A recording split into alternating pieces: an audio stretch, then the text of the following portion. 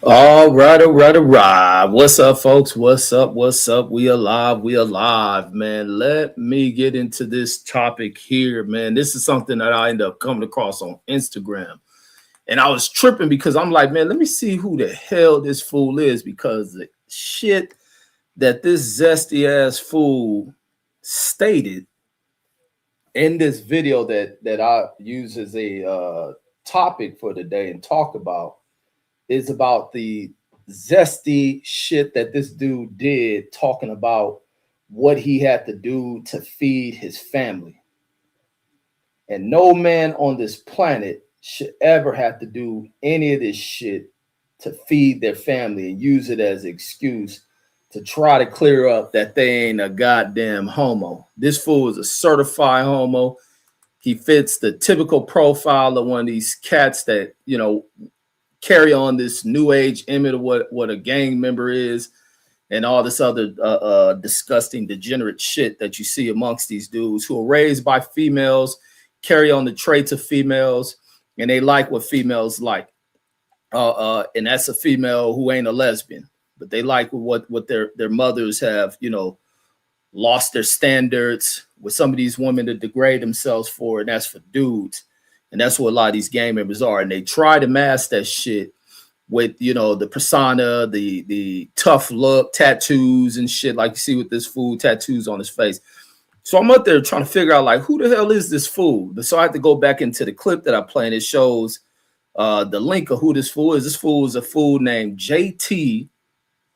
No. Godflow JT. Now let me go to the Instagram page and pull this dude up. This is somebody out of Sacramento, man. It's sad to see. Salute to my family up in Sacramento.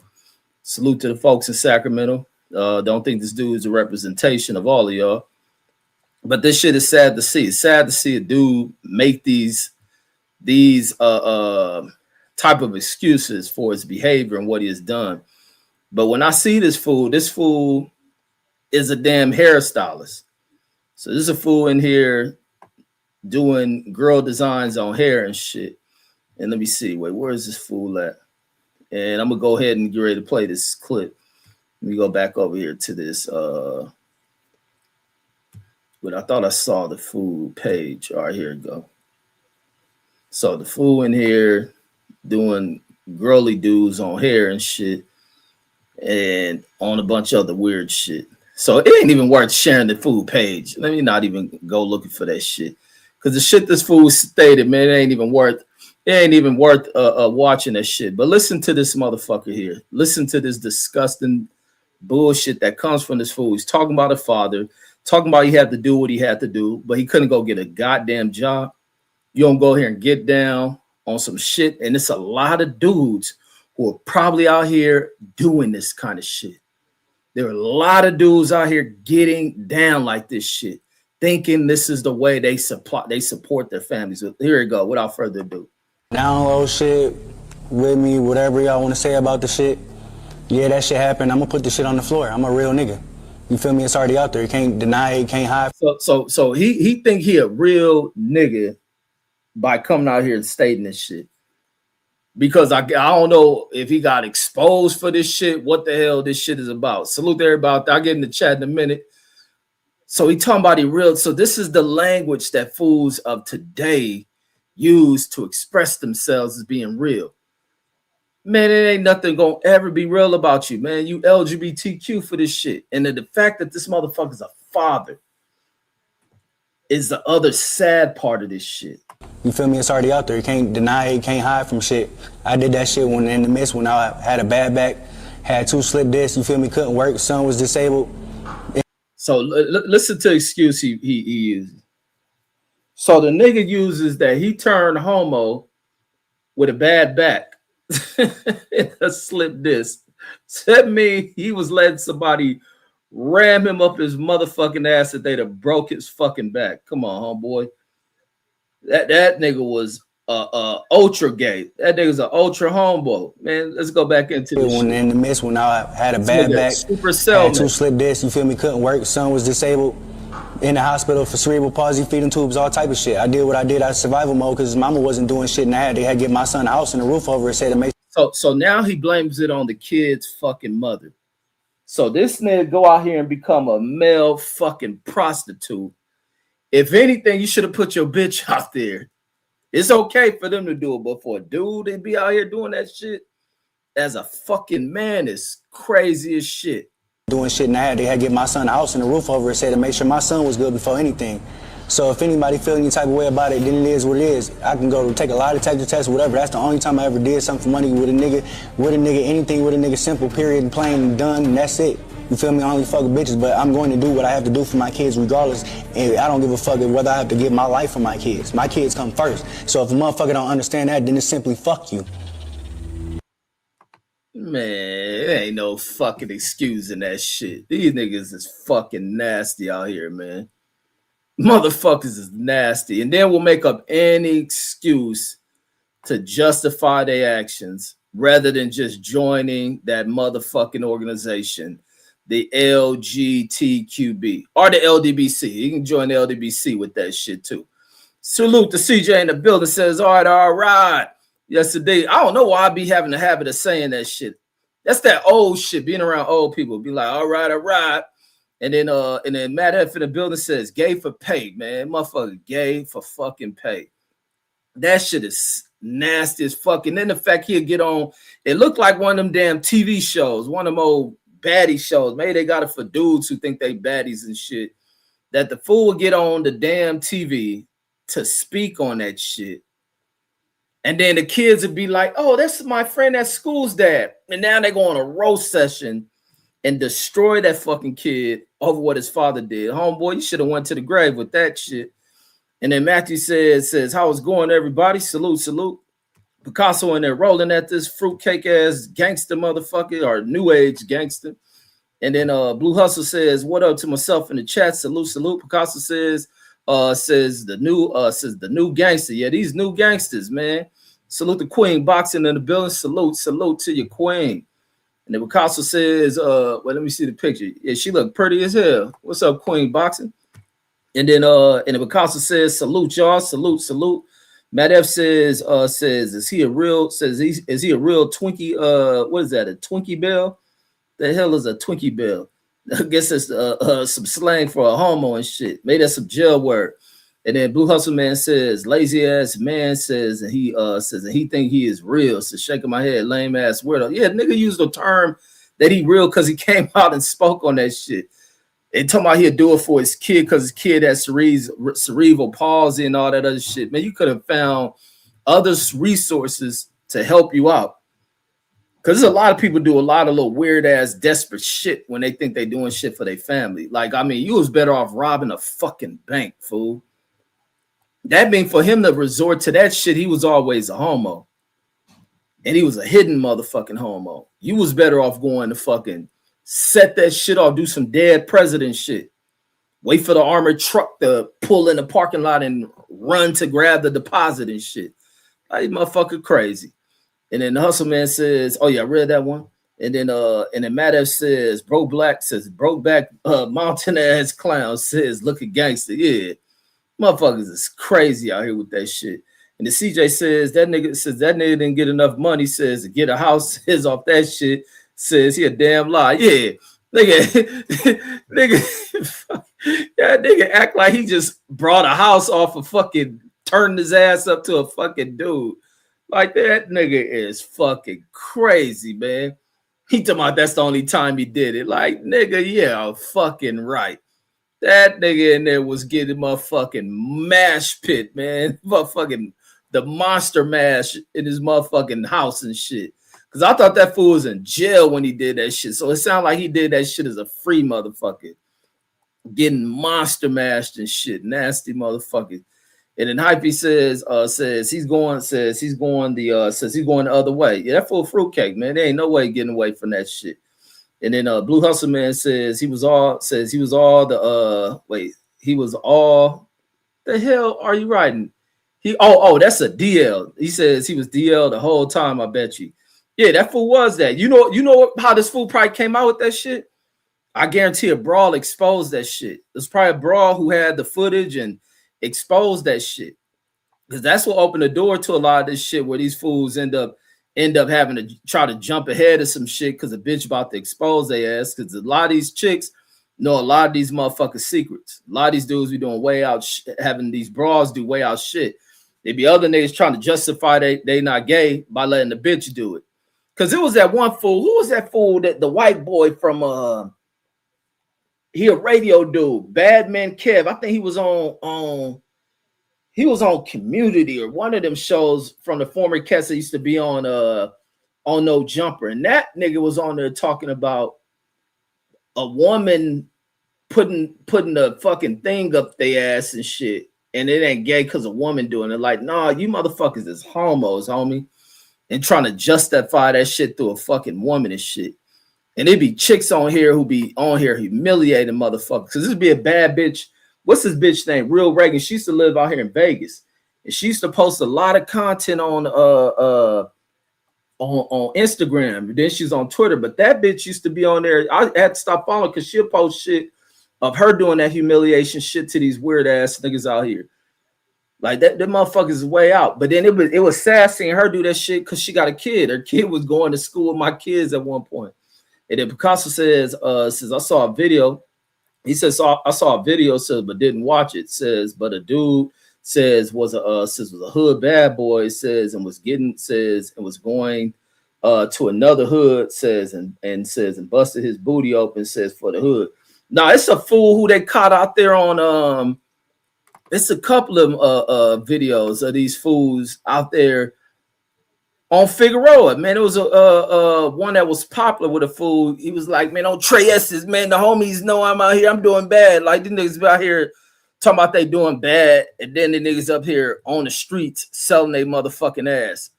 Like, these motherfuckers is way the fuck out, man. Way the fuck out. It's a lot of fucking people that be doing that shit. But let me see this shit.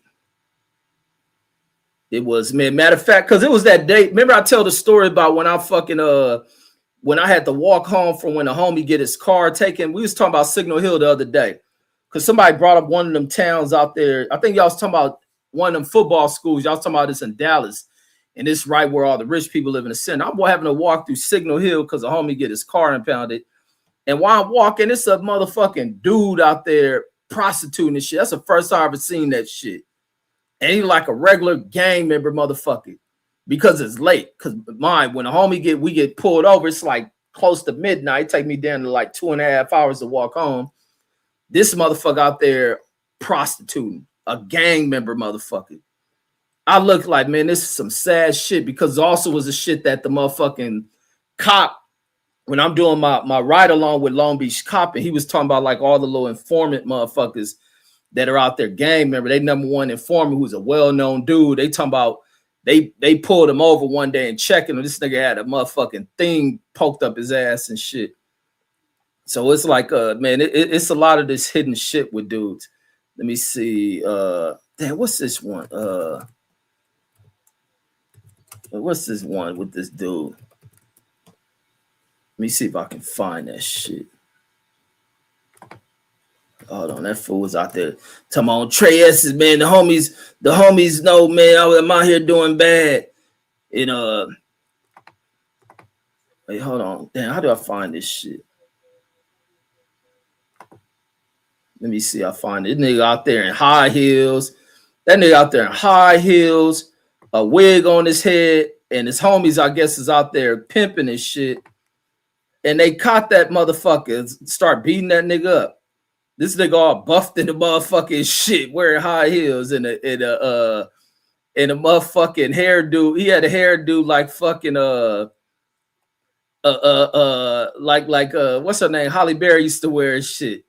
I like, man, this is some sad shit, man. And then to listen hear this shit from this fool talking about he was doing bad. He had to feed his kid. Like, man, there's motherfucking jobs out here. There's hustles out here. You could have went and picked up a motherfucking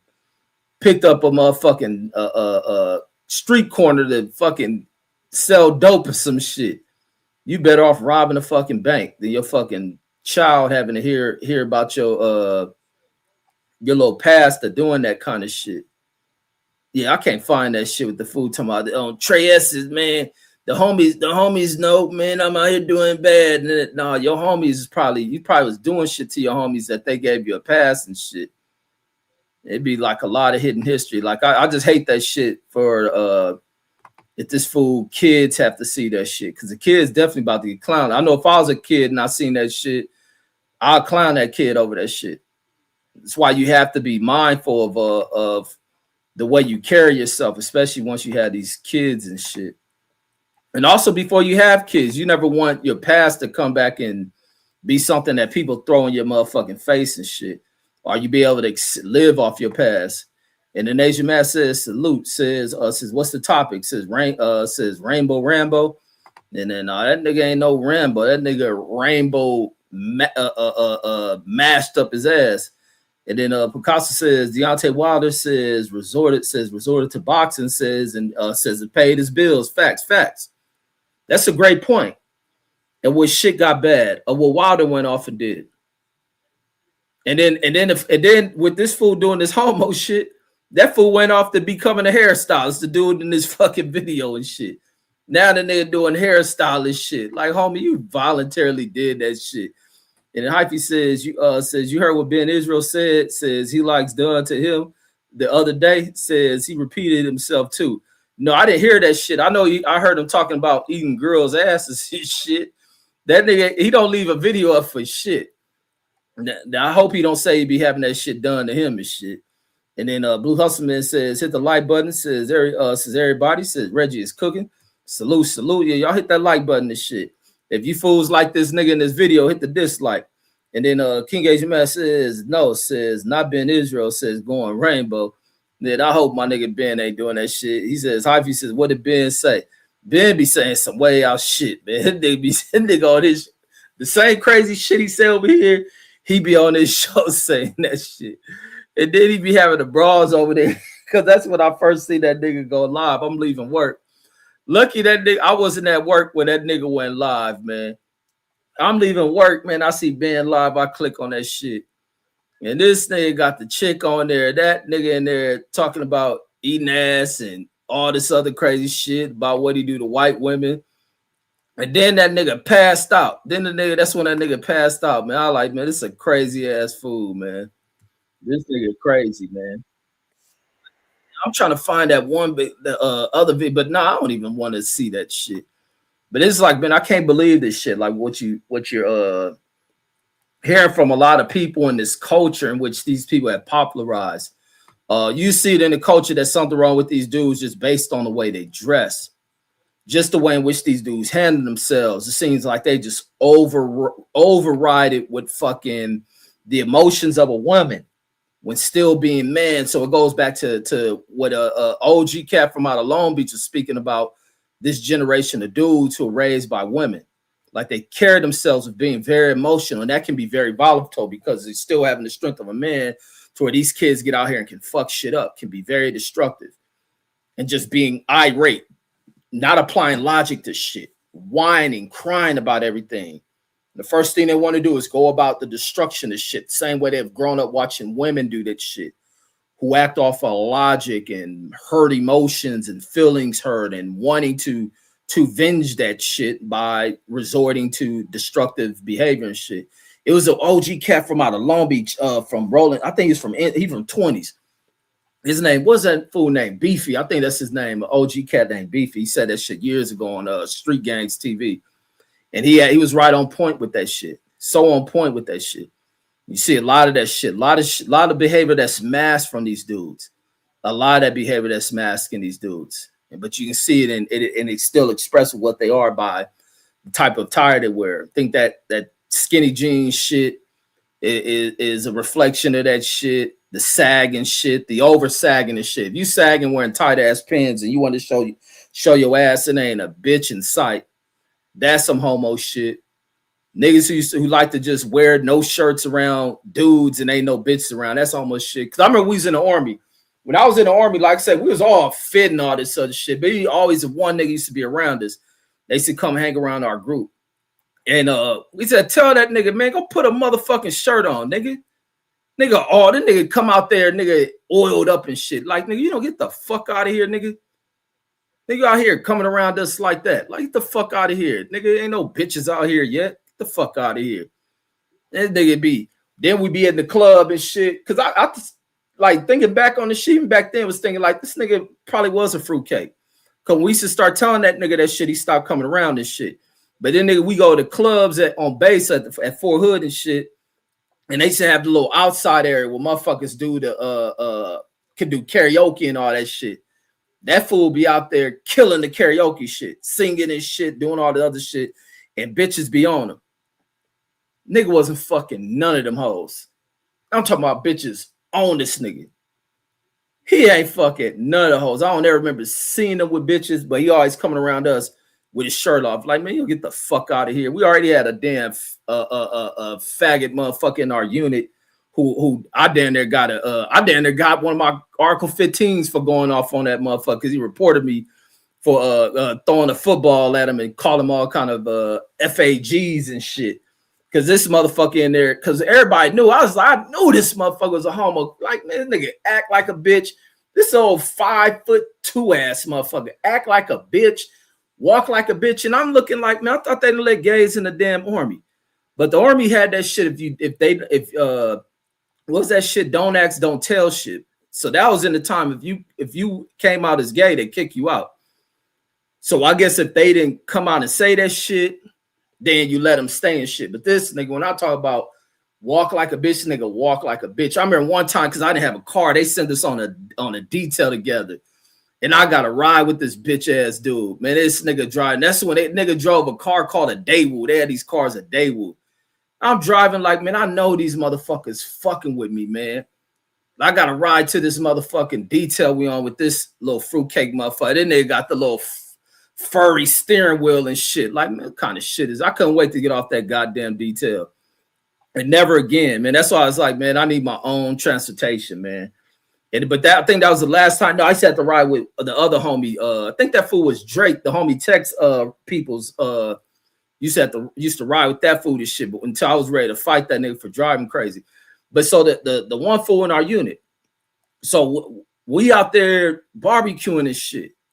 We out the barbecue, so it's like question because some people used to be like, nah, he ain't gay, he just feminine. And I said, what the fuck is feminine? Like a dude talk and walk like a bitch, act like a bitch, and they like, nah, he just feminine, blah blah. He probably raised around his mother, this and that. And I'm like, I guess. So we out there playing football and shit and barbecuing.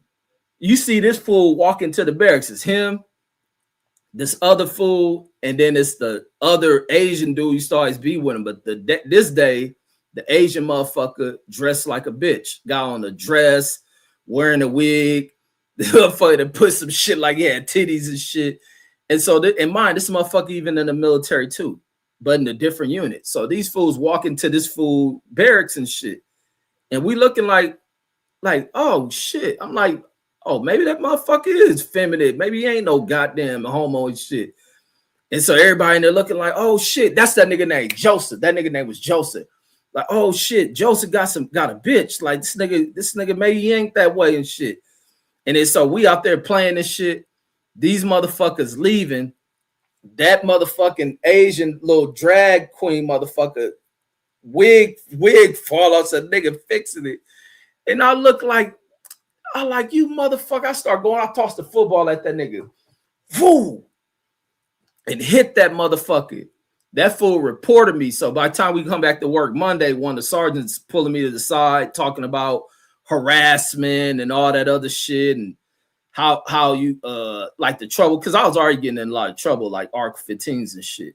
So I had to leave this fool alone. So it was expressed this nigga's a homo. It wasn't long after that shit when this motherfucker came out. This fool go AWOL. He sent our commander. He sent our company commander email and shit with him and photo of him being in the dress of a bitch. He dressed like a bitch and come out being his full self. And so you have motherfuckers like that, like it's always weird shit. But like I said, I had neighbors, man. My neighbors for a long time, and that shit always been weird to me seeing people like that. But these is out of closet ass people. My peoples who live next door to me, they I think it was like an uncle or something. They people was gay as fuck, like flaming gay. Then after they moved, my other neighbors that moved there, them motherfuckers is flaming gay than a motherfucker. And then Blue Hustle Man says Hypey says, what did Ben say? I read that one. And the Picasso and the Rolling. And then Matthew says if you want to avoid a possible Iran war draft, says I heard that if you claim that you're a transformer, says they won't take you. Says, but I think you have to actually be in the process of it. No, back when I was in, if you came out that way, they kick you out. We had a motherfucker. I think that was a rumor. This nigga get kicked out. They told about that nigga because it's always a thing people say. Like I don't know if a comedian made this shit up. That motherfucker jump on the table and talk about he want to top off the motherfucking commander and shit. This one fool did that shit because this motherfucker when we was in basic, he was going crazy and shit. And I remember they had me on the M16 range. I know I could shoot. I don't think I was that great of a shoot. They wanted me to help them. But I think they wanted me to help them because they was behind. Because like I said, we on the gun ranges, they in them towers. I think they in the tower looking like in case they had to shoot this nigga. But he in there acting way the fuck out, acting strange, acting weird. So I'm going in there to show him how to fucking shoot the M16. Mine, we're in basic training. He in there talking to himself. He doing that same shit the nigga on Full Metal Jacket was doing. And so while that nigga down there, because they had these little things, either you shoot in that prone position where you're on the ground, and then they had these things like you dug in to where you kind of down in a I forget the military terms for that shit, but you down like in a foxhole type shit, and you shooting out of a foxhole.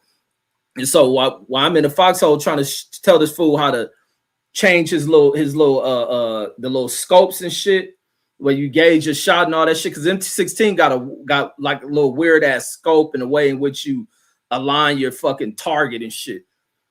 And so this fool in there talking to himself, like saying way out shit, man, I slip off and walk off the range. I go tell the drill sergeant, like, man, this fool in there over there tripping and shit. And then they tell that fool whatever it was, they limit how many bullets she got. And then they tell your ass when you clearing off that range, like for anybody in the military, if the range is that way and you need to head off the range that way, your gun better not point this way because they threaten they'll shoot your ass. Your weapon better be pointed up, open. That shit better be in the unlocked position where it's cocked back and shit, where the chamber open, pointed in the air, and I think the clip had to be removed.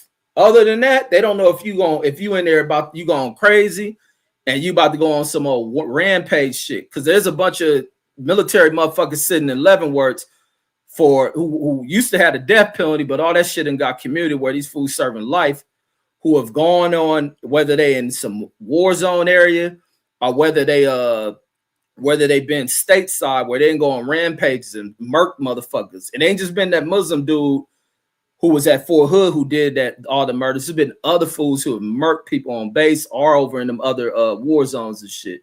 Majority of them white cats. And so that's what they was like. So when this fool make it through basic and all that shit, he make it through all this shit. When he got the Fort Hood, he ended up in another unit. It was like that nigga did that shit to get kicked out. I don't know if he was that way or whatnot. That nigga talking about he got on the commander desk talking about he wanted to do some more homo shit to him, and they kicked this stupid ass the fuck out. And then Blue Hustle Man says he was gay. Says steering wheel was fuzzy. Yeah, the fool they had me on the detail with. I think they did that shit on purpose, man. That was some white cats fucking with me and shit. But I was like, I forget there was a detail. It was a bullshit ass detail. And it was a drive, that shit was like going towards Waco or some shit. And I'm in there riding with this gay ass motherfucker, man. Like, man, they don't let me the fuck up out of here.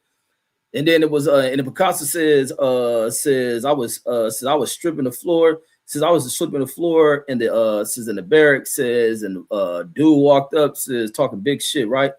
Says I clipped him, and slapped him with slapped him spontaneously.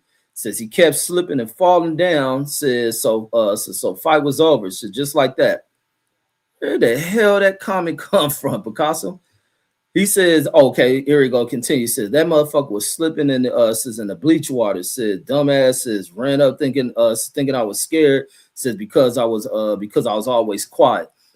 It's funny you tell a mop story in the military. That's what happened with the one homie. I got two stories of the same homie. It's the homie from Houston. This the only nigga outside of a white cat. These only two cats I ever seen with golds in their mouth. Was a homie who I'm gonna tell the stories about. That nigga had gold like the whole front, so like the front 8 teeth, nigga, just gold slugs across his mouth. And then it was a white dude who was in there who had like platinum grill, and this shit was crazy. This is a white dude from out the South. Like he must have definitely grew up around black folks. And this nigga was a high-ranking white dude, like a E7. Oh no, he might have been a first sergeant too. White first sergeant with like, instead of getting golds, he had platinum teeth.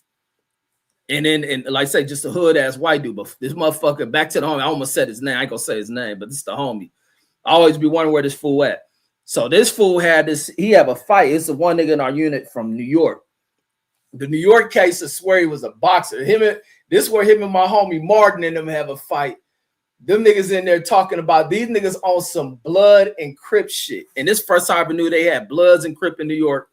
But they say how they gang bang, how they bang on each other is funny compared to Cali. Them niggas talking about niggas is C's on mines. And he said it's B's on mine. The other fool who talking about your blood was always talking about how he boxed. He was an amateur in New York. He won the Golden Gloves and the whatever the other ones outside the Golden Glove, the silver gloves or whatever that shit. And so when they down there fighting, him and the homie Martin down there fighting, the dude just threw some old stupid ass punch and he just looked like, man, this nigga had been lying. That nigga ain't no boxer. So him and the homie from Houston getting a fight. Matter of fact, it was the same day. That nigga was amped up. It's the same day him and the homie Martin fighting. So they fight in and shit. I'm on like CQ, so I gotta go back to where I'm on CQ at. Next thing you know, niggas coming down there. They like, man, this nigga just, I almost say the nigga, the Houston homie with the goals. It's like, man, this nigga just bust this nigga shit wide open, like bust him to the white meat. That nigga took the damn. I keep almost about to say his name. That nigga took the mop. So I don't know if Picasso, you had the mops to where you screwed. You take the little mop cloths and you screw them into the mop, because the mop thing is made of metal and shit. Unlike the ones you buy in the stores here, they made of plastic. In the Army, we had the metal ones where they had that screw where you clamp it down, lock it. So that nigga took this mop handle and bow, slices the nigga on top of his shit. And so we come down and nigga, all you see is blood, nigga, all on the stairs and shit. They'll rag that fool use to kind of try to drive that blood and shit, make slices shit. We see old boy, he got stitches all down and shit. But he used to always be claiming, I think he used to do that shit to try to keep niggas from fucking, because he used to wear glasses too. But he was like one of them old, you know how them amped up niggas who used to be like crackhead motherfuckers, like functional crackheads, wiry as fuck, always amped up. He was like that. The fool probably was doing coke in that shit, because it made no sense to even fight him and the homie Martin had. Them niggas talking about C's on mines, cuz it's B's on mines. And niggas down there fighting this shit. We couldn't believe, because me and the homie from 60s, we was tripping off of that shit. We heard them niggas say we looked like, what the fuck? It wasn't even no LA cats on that shit in the Army. You know, LA cats be in a club throwing up all type of gang signs and shit. But then, so the same story with the same Houston nigga with the goals, man. One day we come out the field. He just had a kid and all that shit. No, he had a kid maybe a year or something ago. But he had, around that time, in the midst of him being with his girl, he always had the issue with his girls because he's still fucking with his ex-chick. And his girl will fight her over it. Like, he had them, you know, them chicks that really love you, and they'll fight another bitch over you fucking with them and shit, rather than leaving you and shit. That's when you know you got a bitch that's, you got to be trying to better yourself. You got to do right by a chick like that'll fight another bitch over you, because that bitch is crazy about you. And so he had that shit. He would fight his ex-chick, if she feel that he still fucking with her or still having communications, rather than trying to go at him, she'll go jump on that broad. And so one day we in the field, we in the field for like 2 weeks of shit. We get back at night. We always had these issues of getting off late when we get from the field, because they got to do all this tracking of making sure the guns we took out, they accounted for, their little communication devices and that night vision shit. You got to do all this shit, checking it back in the Army and shit. So we be there late as fuck. It'd be night. So I think this is nigga birthday weekend or some shit. So when we getting back to the fucking barracks and we walking up, man, it's 2 bitches there for this fool.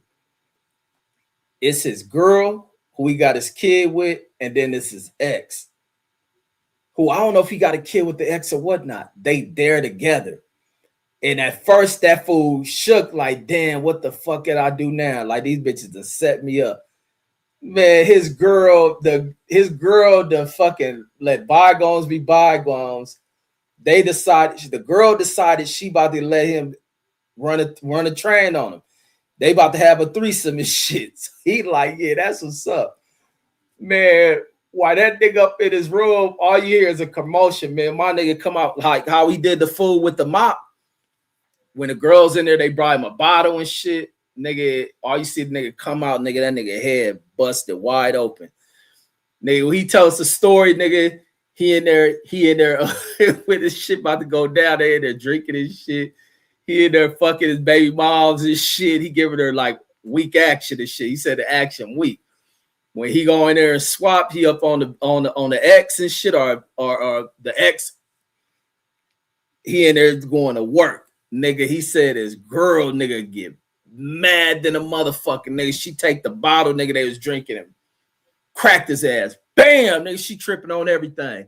Now she in there trying to stab the bitch. He got to try to calm this bitch down. And then so that's what happened with that fool. I was like, man, that was some wild ass shit. For a long time, I would never be with no bitch talking about shit. Give me a threesome or no shit with like a former bitch. And I had fucked 2 bitches, but it wasn't none of my girls and shit. But that shit was crazy because I can see that shit happening where you with your current bitch is kind of getting smashed at a bunch and you missing your old thing. She let you fuck one of your old bad ones, one of the ones you done broke up with and you missed. That's the most you missed. Like, I didn't want to be with the bitch, but that motherfucking pussy was just super fire. Like, I missed that shit. And then she let her come back. And then she in there to watch. And at first you gotta smash her, and then you be wanting to go to town on her, but then your shit just really ain't working. Like, it just like, this shit is whack. Like, just switch, and then as soon as you switch, and then you just power up, and you're in there thrashing the old one, and your girl sitting back watching you smash this girl, going to work on her. Just ended. That bitch about to get mad than a motherfucker. And that's what happened to that fool. That girl split that nigga's shit. And she did to him what he did to the other fool in the unit, except she did it with a bottle versus a mop handle. Like, she sliced this shit. And then, of course, it says it was a white dude, too. Oh, he said that he ended up whooping the ass up. And then, when I was in there, that's the one thing. Because I think as society started to change, and like, that's the one thing. We didn't have too many white dudes challenge too many black dudes to a fight. I think that's been accepted thing across the board when it comes to like fighting wise and shit. That a lot of white dudes feeling like inferior to black folks when it comes to fighting. And that shit is expressed a lot. Because I remember when I lived in Long Beach, matter of fact, and my Mexican neighbors across the street used to always had these huge ass fucking parties, and a fight break out. And they in there getting down. These motherfuckers are always fighting. That's the one thing notorious with Mexican fights. But it was like, as the kids got into high school, the girls had parties and bring a bunch of high school cats. I was a white dude in there getting down with a black dude. I guess he dropped the black dude. And that white dude was so hyped about dropping this white dude that all you can hear when I'm hearing it through the door is like, you let a white boy drop you. Yeah, you let a white boy fuck you up. And that's just how much that shit is accepted in society when it comes to fighting, when it comes from the standpoint of fighting, that white folks, generally speaking, can't fuck with black dudes. And that even stands true for Mexicans as well. From shoulder to shoulder, they can't fuck with a black dude unless they just experienced and trained and shit, and they fighting out in the streets. For the most part, they can't get with us. And that's simple as that. So back to that army shit, we didn't have too many white dudes try to approach black folks. We didn't have white folks running up on black dudes like that. They did it through that rank shit, wanting to give you motherfucking the Article 15s like I get all the damn time. And I get them for checking white motherfuckers. They first thing to run to that bullshit. And then the one time we beat them white dudes up off base, And that wasn't them trying to run over. That's all them doing that disrespectful high beam shit. And then they're gonna play that DMX shit. Y'all gonna make me lose my. I mean, these some old tractor riding ass white dudes.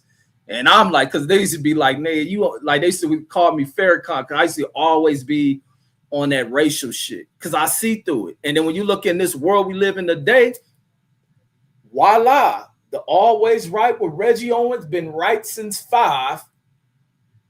Everybody crying about this shit.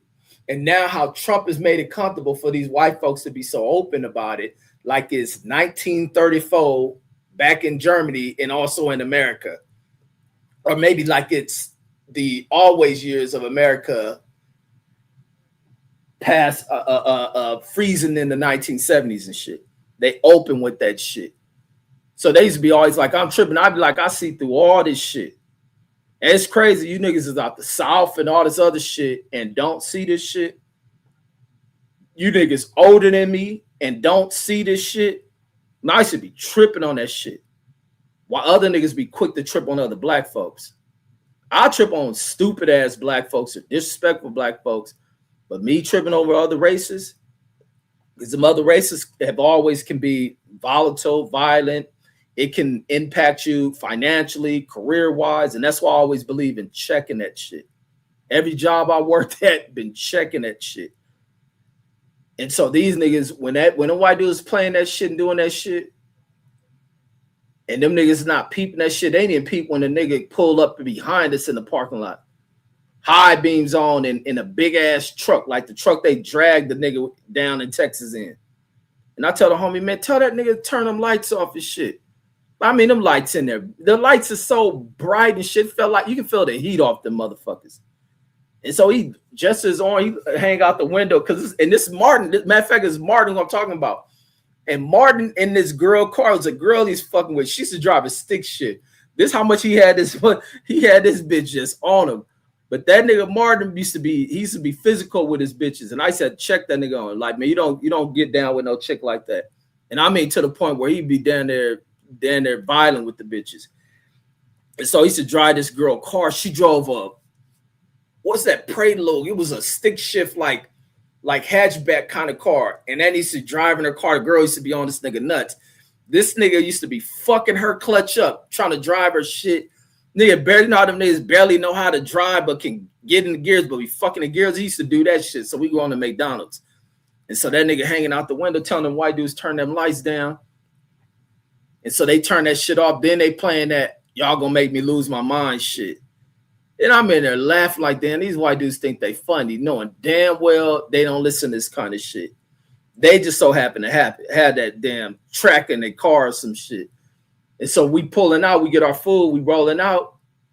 Matter of fact, the McDonald's is where they had that mass shooting in Killeen. Luby's is right over there. Well, we pulling out, the motherfuckers putting up the middle finger and shit. The motherfucking white dude out the truck, the passenger dude doing this shit, putting the middle finger up. They don't see that shit. I see that shit because I'm watching that truck the whole time. Because I'm like, I know he gonna do some stupid shit. Like I said, I got a PhD in they motherfucking ass. And I said, hey man, turn this fucking car around, man. This nigga think that shit. I'm like, these fools think we a joke or some shit.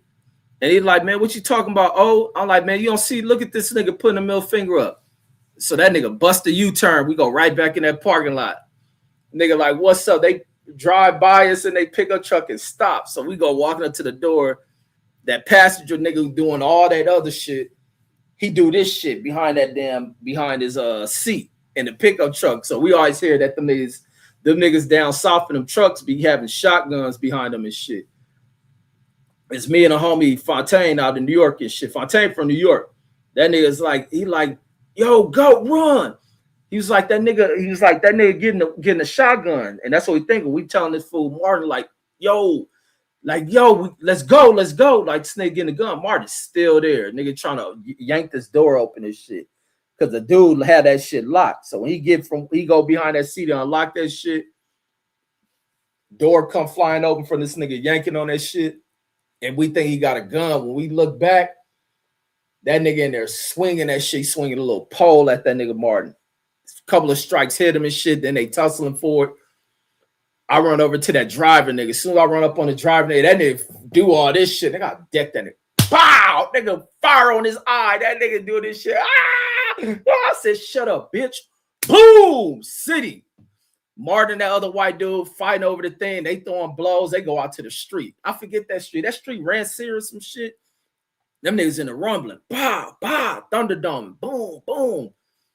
Now I walk out there and deck that white boy. Bow! Fire on him and shit.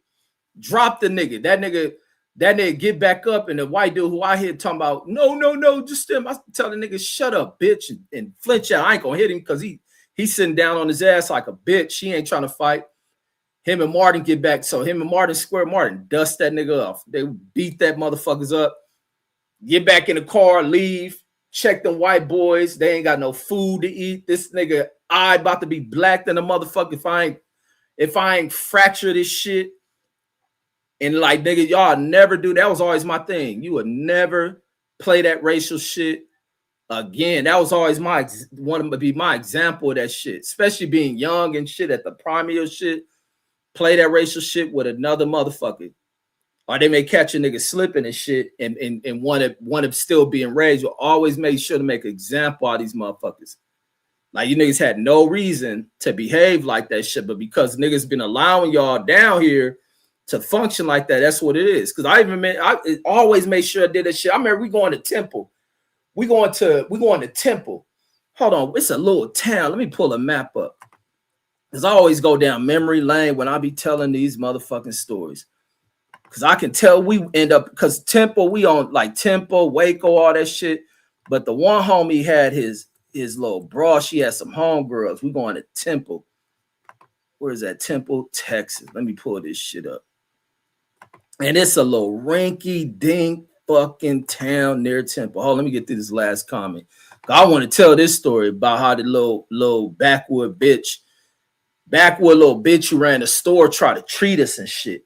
And then in Auto Box it says, "Peace, brothers and sisters." He says it's because a lot of these young brothers don't know how to fight.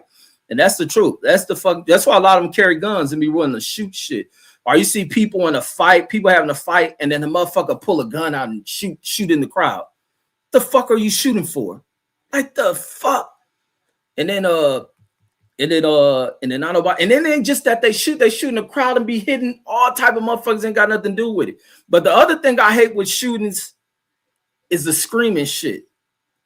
I watch these videos and I post these videos all the time of some shooting shit just to show a point. And all you hear all the time is people screaming, "Get down," all this other shit. If I'm a psychopathic motherfucker and I hear all that, I'm going right to where I hear all these screamings. I want my body count high. I'm about to knock all you little screaming, talking motherfuckers up out of here. And so I don't know why people just don't find cover, shut the fuck up later. If whoever you with ain't got sense enough to fucking lay the fuck down, then they make their own bed. And hopefully they done repented for whatever sins they done fucking created, they done committed. And then Auto Box says black folks grew up fighting, black folks grew up fighting, says it all changed after 2010, says with the young brothers, says they don't know how to hold their own, says they don't know how to hold their hands, says they disgrace our race. Yeah, a lot of these fools don't. They just want to grab guns, and then it's crazy to see them have guns in skinny jeans. And then some of these niggas can't even hold a gun in skinny jeans. They didn't wore pants so tight they wear little purses now. They wear little man purses and do like this dude in the video who talking about he did it. He make a reason for doing it. These niggas make a reason for carrying the damn man purse and be having guns in that shit. So you can't even dare to fight a zesty ass gangbanging looking motherfucker because he got a gun on him. And then Picasso says this Irish dude and Puerto Rican. Look how this nigga spelled Puerto Rican. Man, my nigga Picasso's slow, homie. This nigga picked this old intelligent ass name, and this nigga got the blackest name on the planet. My nigga spelled Puerto Rican Porter. Puerto Rican dude says, let me lose the TV because I can't see this shit on my screen. Says this Irish dude and Puerto Rican dude says fought until they went to sleep. Says our rules says let them go. Says or else they would start back up again. Since I saw a dude says during the soap party says get his face split. Said we did that shit to a bitch ass dude, man. And it was funny, man. This is a bitch ass, coward ass motherfucker, man. And I remember the homie Wise kicked this nigga in his chest. Man, Wise had the biggest fucking foot I ever seen in my fucking life. Yeah, this is how you spell Puerto Rican, Picasso. Not this way, not this way. But I'm gonna talk about the dude we had the sock party on. And I think we got in trouble over that shit. But this is a soft ass dude. And then Picasso says from a lock says and from a lock in says in the soap. No, that's where you put the soap in the sock and shit. And then Picasso says in the Belton talking about Temple. Yeah, I'm gonna go in that story about Temple what I did to this white lady store out there in a little rinky-dink town because we made a wrong turn. He says I'm going through there now. Are you going through Temple? And then Rob G and they're laughing at this nigga Picasso spelling he can't spell Puerto Rican and shit. And he said he got it now. So lock that into your vocabulary bank. The next time you want to spell Puerto Rican, not Porter like a black nigga last name. But yeah, so that fool, the little coward motherfucker, this nigga used to talk slow. He used to always be snitching. If we doing something like when we form up before the drill sergeants come out, you know, people be talking, playing around. This guy and he talked like Bill Nye. You remember that nigga? No. Bill, he's talking about what's the dude used to do the eye drop commercial? Red eyes, blah blah. He used to do the eye drop commercial. What's that little eye drop commercial? That day used to talk still. Bill Stein or whatever it was. I think Bill Stein on what's that little the little cult classic movie? He was in that movie. Damn, what's the nigga? He stole his dad Ferrari and shit. They in the summer. That's a classic ass fucking movie. That dude in there, he talked slow as fucking, got that draggy ass voice. This a young fool talk like that nigga and be always fucking complaining, always wanting to snitch and shit. And so one day they gave that nigga a sock party and shit. And that shit was the worst thing because he's a bitch. Think niggas got in trouble over that shit. But it was towards later. Yeah, no, is it Bill Nye? No, not Bill Nye, the science guy. Yeah, the dude was in Ferris Bueller. That's the name of that fucking movie. Ferris Bueller. But this dude used to be not Bill Nye, the science guy. It was Bill Stein or some shit. What's that for? He used to do the eye drop commercial. Damn, let me see. Bill Stein. I'm gonna pull him up on here. Ben Stein, that might be his name. Bill Stein. Eye drop commercial. Yeah, I think that is his name.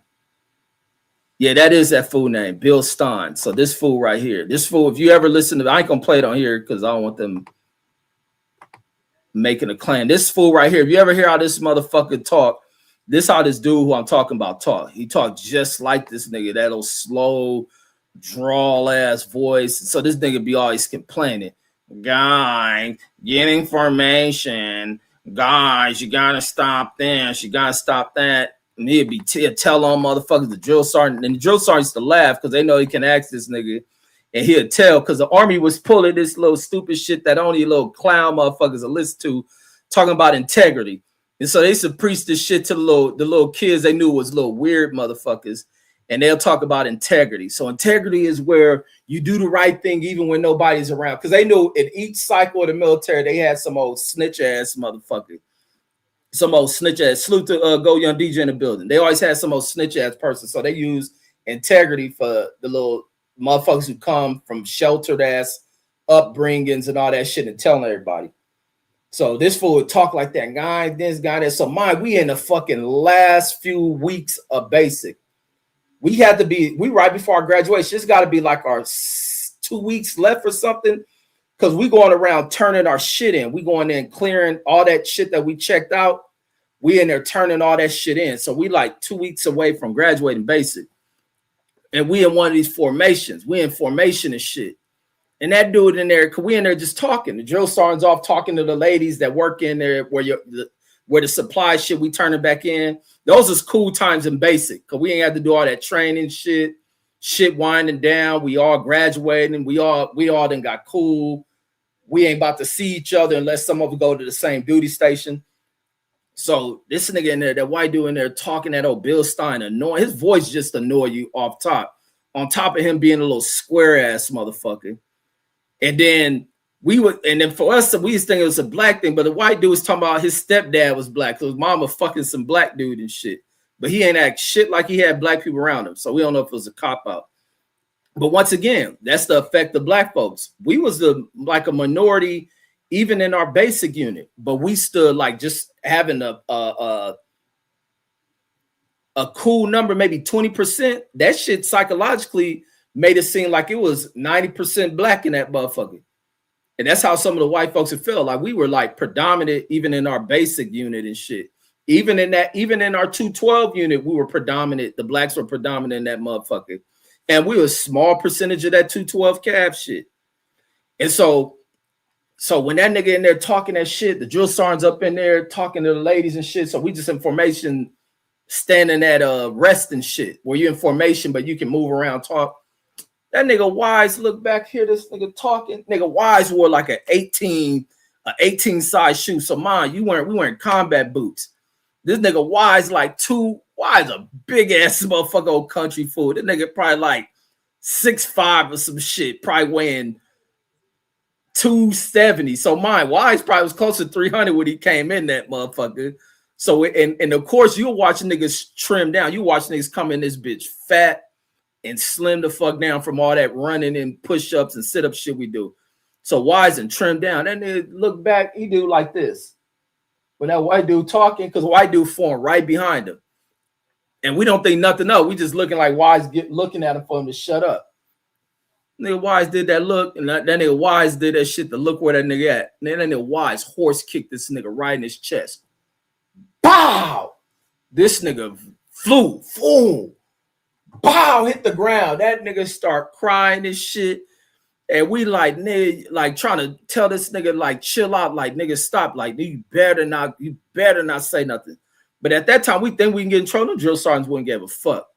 They were like, they would have probably, if that dude, even if they would have came over and knew Wise kicked that nigga, they'd been like, well, fuck him. That nigga ain't tough enough there, got up and whoop your ass, then fuck him. But we was like, nigga, get up. Like, and it was even embarrassing seeing that nigga cry over that shit. Anybody else Wise would have kicked like that after the pain went away, you probably have jumped on his ass or grabbed something. And then Raji says Fred Hawthorne preaching. Don't tell me that shit. That nigga Fred is preaching, says win the first 4 hours of your day. Wait, Fred really on some preaching shit now? And then auto boxing, man, nigga better not be in no church. Nigga, I'll go to that church and tell that congregation, this old lying ass, devil ass motherfucker. Auto boxing says that nerd is a guy, says that got kicked in the chest. Says imagine how he said ouch. Oh my god, everything about that nigga was just annoying. And it was slow than the motherfucker. But let me go in this story in Temple. And this shit, I'm trying to see this town because this shit, that's the only way I can find, because a little rinky-dink, rednecky motherfucking town. And we on some road. Let me see if there's a store somewhere around here. Because this Temple here, we made a, wait, matter of fact, let me see where Fort Hood at. Because I think Fort Hood is in Belton County as well. But where is Fort Hood? Hold on. Because whatever road we is on, that's the way we came. But where's Fort Hood at? Okay, so clean here. So we had to be on, we must have been on this 14 or some shit to the 35 and missed the exit and then came into some old small ass town. So here go Belton. So we must took that freeway. And then up here, I think we got off and then took some road. Wait, where's Temple at? Yeah, we came in here and missed some shit and must have ended in one of these little rinky-dink ass towns. It's these rinky-dink motherfucking towns out here. And it was a liquor store somewhere in here when we made this. Could this be it? No, this ain't it. It was a little rinky-dink liquor store. So we walk in this motherfucker, and it's at night. So it's night. So when we get out the parking lot walking towards the thing, the homies ain't paying attention. I pay attention to all this shit. But this is where Temple at. Let me see, what's that? Oh, this is cuz of Mike. Deuce Times. Let me see what he sent some. Yesterday he sent me some old hater Wimby shit. Yep. He's sending me some more Wimby shit. Nigga hating on Wimby because somebody's boxed Wimby out. So he's showing me a highlight of somebody named Nimby. Nimby, sitting up under Wimby trying to post him, and he had pulled from up under him, all that shit. But Wimby went for like 25 points in that game. This nigga just steady, and then the damn Spurs won by like 30 points, bro. Like, this nigga stay hating on my nigga Wimby, homie. Hold on, let me text this nigga Deuce Times. And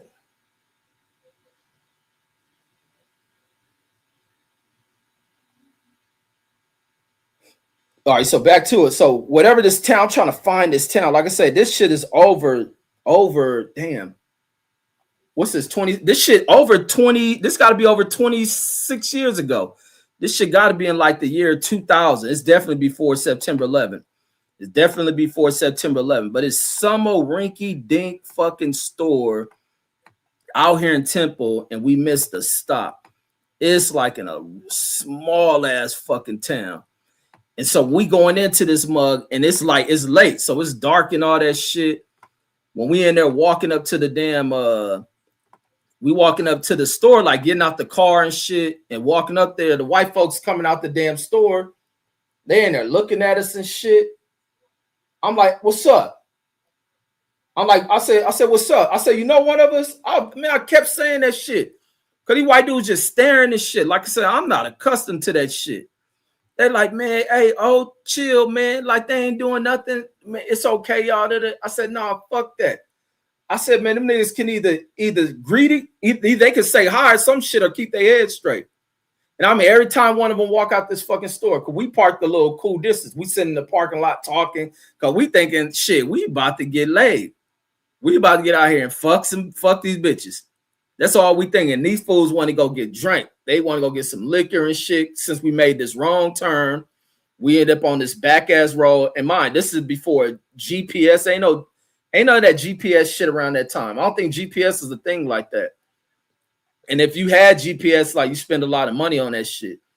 And so so when we at the parking lot in there, they in there talking and shit. Some of the niggas smoke cigarettes, and we sitting in there. So the white folks walking and they looking and shit. And then so we heading to the store because they about to go buy a drink. People when they brought their shit, they walking up and they just staring. I said, what's up? I said, you know us? I said, you know somebody over here? I said, well, shit, say something. Otherwise, keep your head straight. Keep walking. And I didn't have to say this shit like 2 other times. All these white folks, they ain't used to seeing black folks. I wish I knew what this fucking town was. And so now we get in the fucking store. When we walk in the store, I wish I can find this motherfucking store. I wish I can find this goddamn store. And so now and who knows, that store could be out of business or some shit. And so we walk into the store, man. You remember the scene from fucking Life when they walked in there to the little restaurant and how the white lady at? That's how this white lady in the store at. And so when I walk in there, I sit by the door and shit. Because I'm watching now how her demeanor changed before we walk in the door.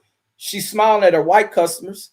She cool. When we walk in there, them niggas, all the homies walk in there, they in there, you know, they amped up. We about to go over where the homie girl got a bunch of her homegirls. Like, shit, we about to go over and function, flip these bitches and all this other shit.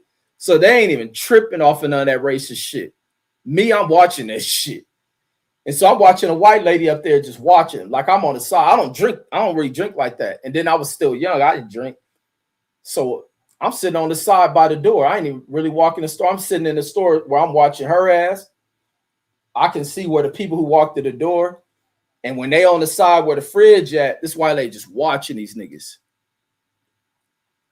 And I'm just sitting there watching for like a couple of seconds, maybe even a minute. I said, hey, you got a problem? Like, look over there. And she turned and looked. I said, why the fuck you sitting there staring at them? They're like, hey, no, chill. I said, no, this lady been watching y'all the whole time you walk through this motherfucker. Like you gonna steal something. And I'm like, she act like she ready to grab something behind that counter. The fuck she on? This lady talking about she gonna talk about she ain't about to she can't sell them the liquor or some shit.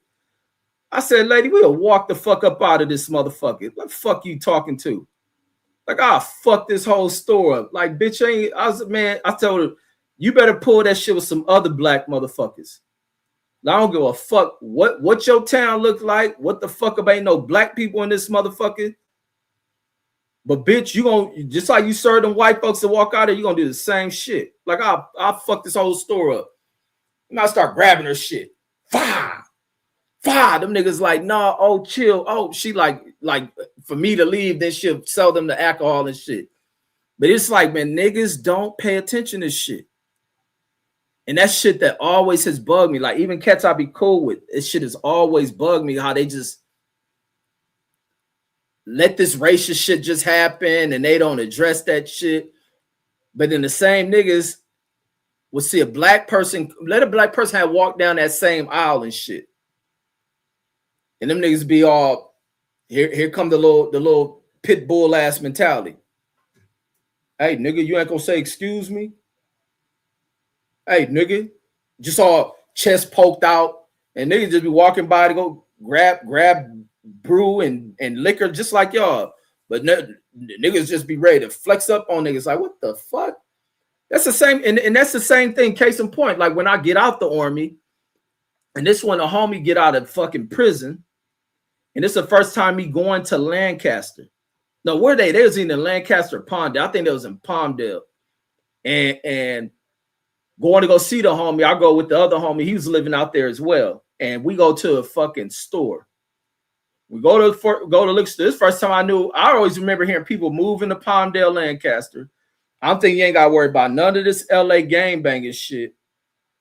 The homie carry himself. Both of these niggas carry themselves. They look and dress like gang members and shit.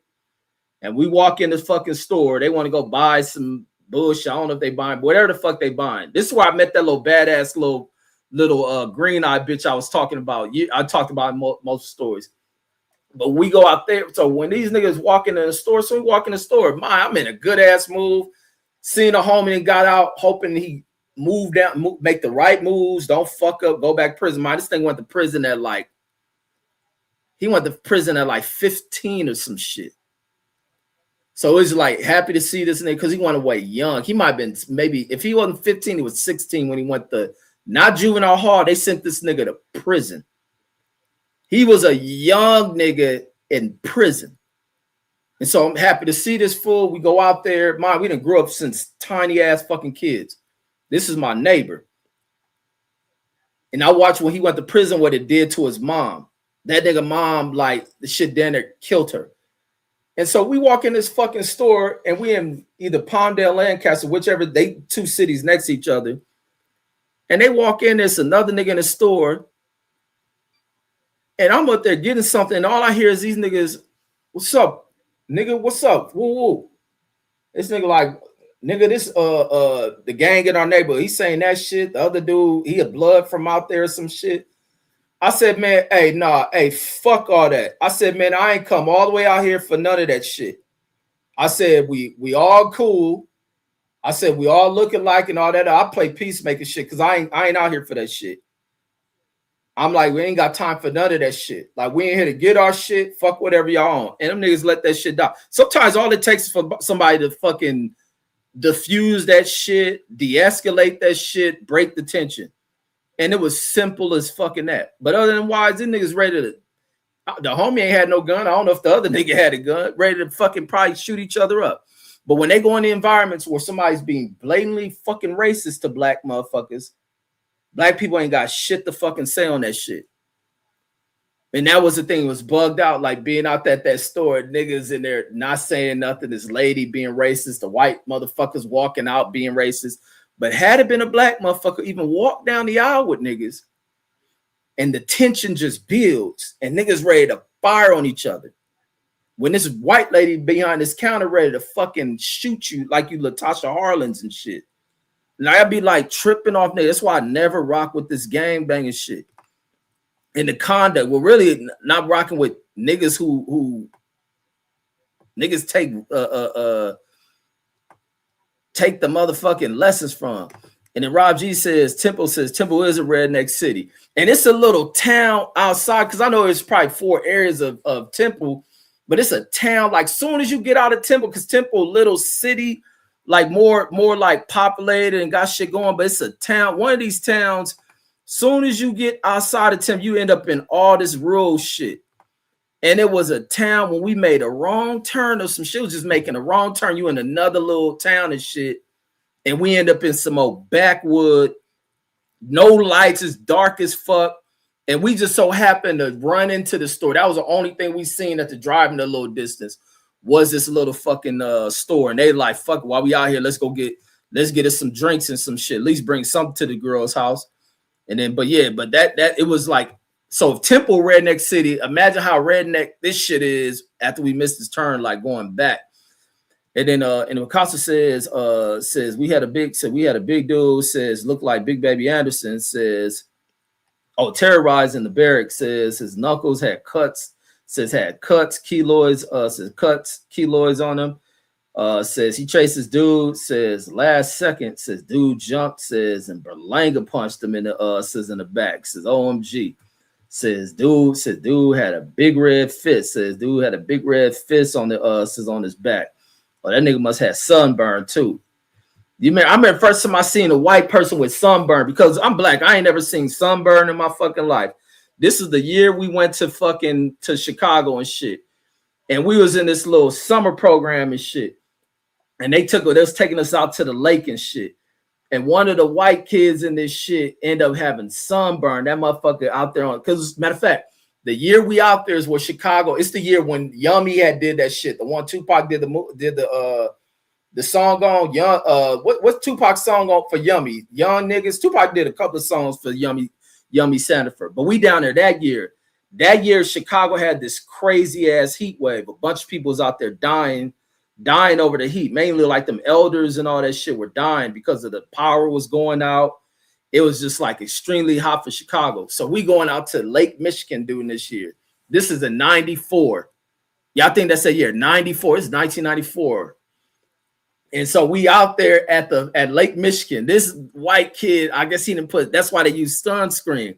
I remember a white lady got mad at me one day because she in there because it was out here. It's getting hot. She talking about, oh, do you guys need, we by the door. We at the Boys and Girls Club going to the little gym. She like, do you guys need sunscreen? I said, man, I'm protected. I don't wear no sunscreen. I said, what is that for? The white lady got mad as fuck because she realized it's true. And mine, before that shot, I never ever heard of sunburn or knowing anybody had sunburn. So the white dude back fucking red, his shit, like some of his skin peeling, he hurting. One of the black dudes in our group, when we walking back from the little that lake, they call it their beach, but whatever, Lake Michigan or whatever it is, we walking back. That fool said, watch this. He told me and my brother this shit. He said, watch this. That motherfucker, dude, like as soon as I see him winding up and that dude back is just red. He slapped that nigga on that shit. Bow! Man, that motherfucking white kid fell out in pain. Nigga, all you see is a fucking red handprint on that nigga back. That motherfucker was crying because that shit was that painful. Mine, we don't know what no sunburn is, even though they say we can wear that shit. I ain't never had that shit. And then Otto Boxy says, can you imagine how fast Deuce would start giving props? Says if Wemby joined the clip, absolutely. He'll say Wemby greater than who he say the best player, James Harden and Kawhi Leonard. That is stay hating on women. They've been sending me these pointless ass videos. He sent me videos of somebody for one play stopping Wemby from backing them down. Wemby trying to get in the post on this same dude, and the dude move out, Wemby fall to the ground. But he don't want to show the final score of those games. He don't show Wemby's stats. Like he was doing the same shit when Michael Parsons left the Cowboys, man. Deuce got to start his fucking Cowboy and Clipper channel, bro.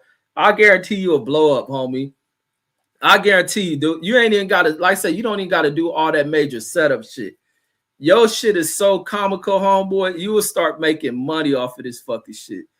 And it says, if Wemby joined the Clippers, says he probably starts saying Wemby the best since Jordan. Facts. He say Jordan ain't got shit on Wemby.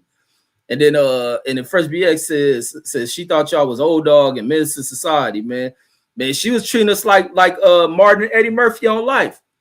Like, and I guarantee the way this lady's, because trust, I'm watching this bitch. And the other thing, I don't want to walk in the back of the store because I'm positioning myself just in case this bitch do grab a gun. We ain't stuck at the back of this fucking store. At least I ain't. And we ain't got near gun in that motherfucker. And then on top of this the other thing used to bug me. And why I don't fuck with these people and that shit they talk about, thanks for fighting for our freedom. Because outside this uniform, that's why I said like a couple of lives ago when I showed the homies of nigga. Oh, matter of fact, I got the homies on here who I'm telling these stories about. Like, nigga, we are fucking soldiers. We are fucking soldiers. So outside of this shit, this bitch treating us like these some thugs that this bitch don't know nothing about because she ain't around black folks and none of that shit. She treating us like we motherfucking some thug motherfuckers. She done watch on if the country music channel saw a rapper, the news shows some rapper motherfucker, but treating us like that and not knowing we are motherfucking U.S. military soldiers. But then these motherfuckers act like that. That's why I don't put nothing past these piece of shit motherfuckers. And that's why I be like, when I look back on my time in the military, I felt proud of everything I did. Every Article 15 I earned, every close court martial I earned, because motherfuckers got respected. Even when the little pussy motherfuckers from my unit that started a unit Facebook page. The white folks know better. They know who the fuck, because they used to be on that same 212 Facebook channel they created when Obama was president. Them little white motherfuckers that say shit. And as soon as I write them comments, they may respond with some smart shit. But when I say, y'all already know what the fuck it is. And I tell them, nigga, it's a small world around this motherfucker. We'll run into each other. They kill all that shit. And then the motherfucker who started this shit, I swear to God, I saw this nigga out here. And mind, this has been years ago. And when I'm sitting in the thing, because I've done that shit where I thought somebody was somebody run up on the wrong motherfucker. And so I'm looking at, and I'm pulling a Taco Bell. And I'm looking like, I know this motherfucker. This nigga name was Talent or some shit. And I'm behind this motherfucker. I'm blowing a horn like, hey, what's up, Talent? Talent. What's up, Talent? I said, yeah, you know who it is. I'm like, it's on. So this nigga don't respond, get his full skirt out. I made sure once I get home, I get on that motherfucking no, I didn't get home. Wait, did I have a phone? No, I didn't have one of the phones you can get on the thing with. I had to wait till I got to the computer. Soon as I get on that motherfucker, I write in that damn page. And I said, hey, aren't you in Las Vegas? I said, didn't you see me in the motherfucking Taco Bell? But nigga never responded to that shit. And then white folks stopped doing all that disrespect to Obama. They start shutting their fucking mouths up. And like I said, I responded each one. Even I remember my tank commander wrote some shit in response to me saying some shit on there. And like I told him, I said, man, you already know what it is. And I had to tell him about, and I'm telling you, everything become full circle with these motherfuckers. I said, you already know what it is. Me and you don't like each other from that shit you heard me tell you in fucking NTC. About I don't kiss white people ass. And black people ain't got to serve shit. This country owes everything to them. So don't you ever play this shit. And I said that goes back to how you pull that little fraudulent shit when you see me slamming that fucking MP in that parking lot.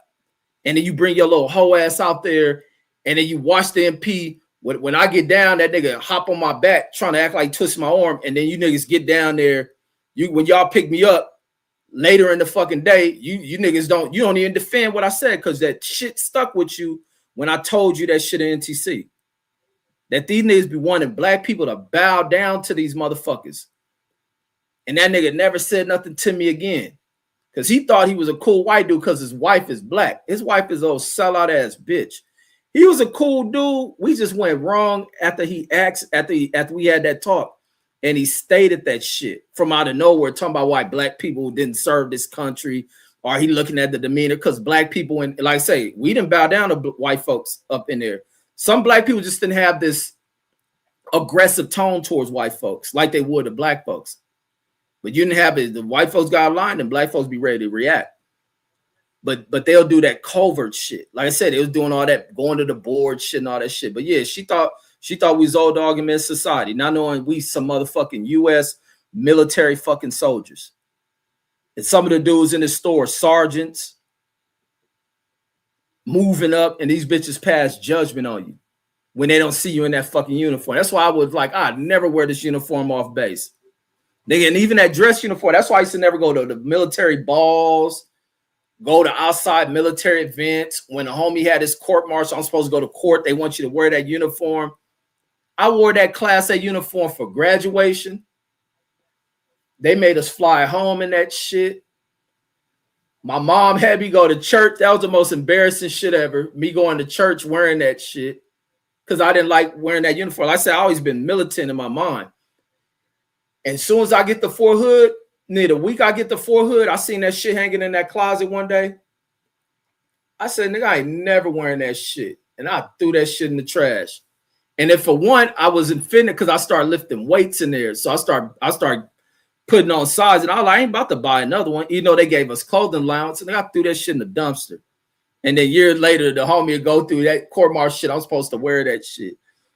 And then L5 playing the building, salute. And the Deuce Time says, Relly says, I didn't know you was live. Man, yeah, I went live talking about this little clown ass dude who I saw on Instagram and shit. And then Picasso says skin be peeling like a vampire, talking about that sunburn shit. Says, was that town Salito or Perrydale? Let me see. Perrydale. Let me see. If there's a store, where's that shit? I wish I had my memory on where we was going, because like I said, we ended in this town on some rinky-dink shit, going to Temple and made a wrong turn. So it's like one of these towns like back out here, but I thought I'd at least see a liquor store on one of these little backwood ass roads. I would recognize that store too. If I would recognize this store if I saw it pop on here and they show the picture of it. But yeah, I was in there tripping on that fucking little backwood bitch because she was foul as fuck.